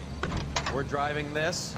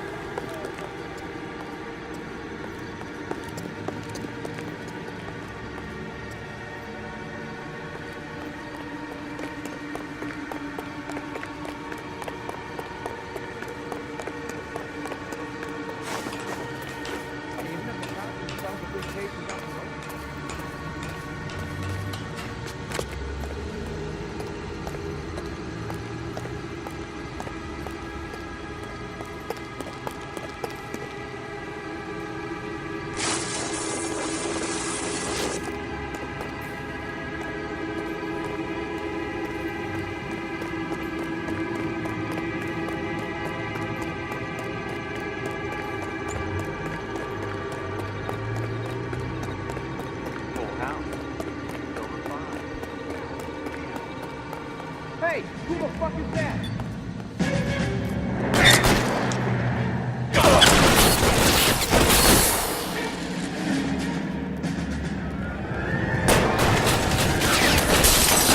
Weapons on the ground, now! Opposing you, asshole!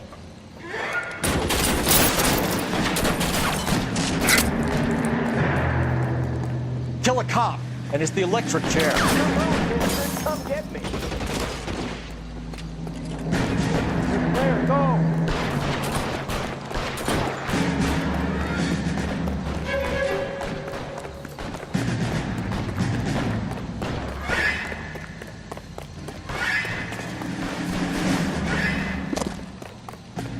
Move, I gotcha.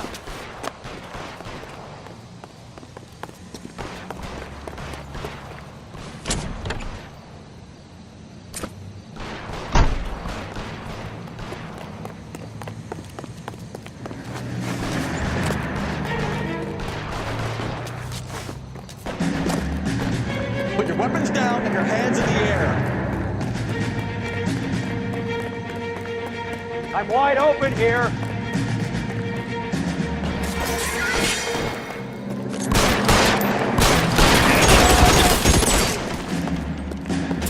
Stay down.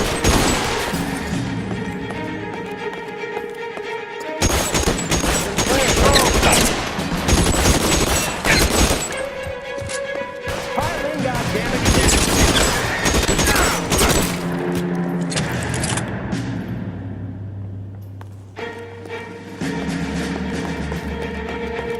You okay? I'll tell you when I see what's waiting for us at the top. You're surrounded, and your buddies are dead.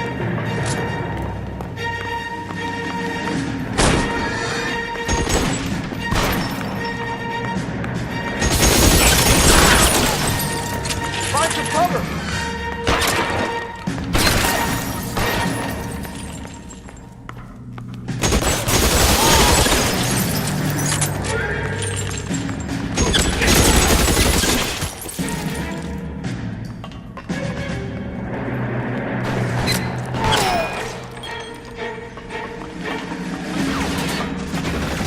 How long is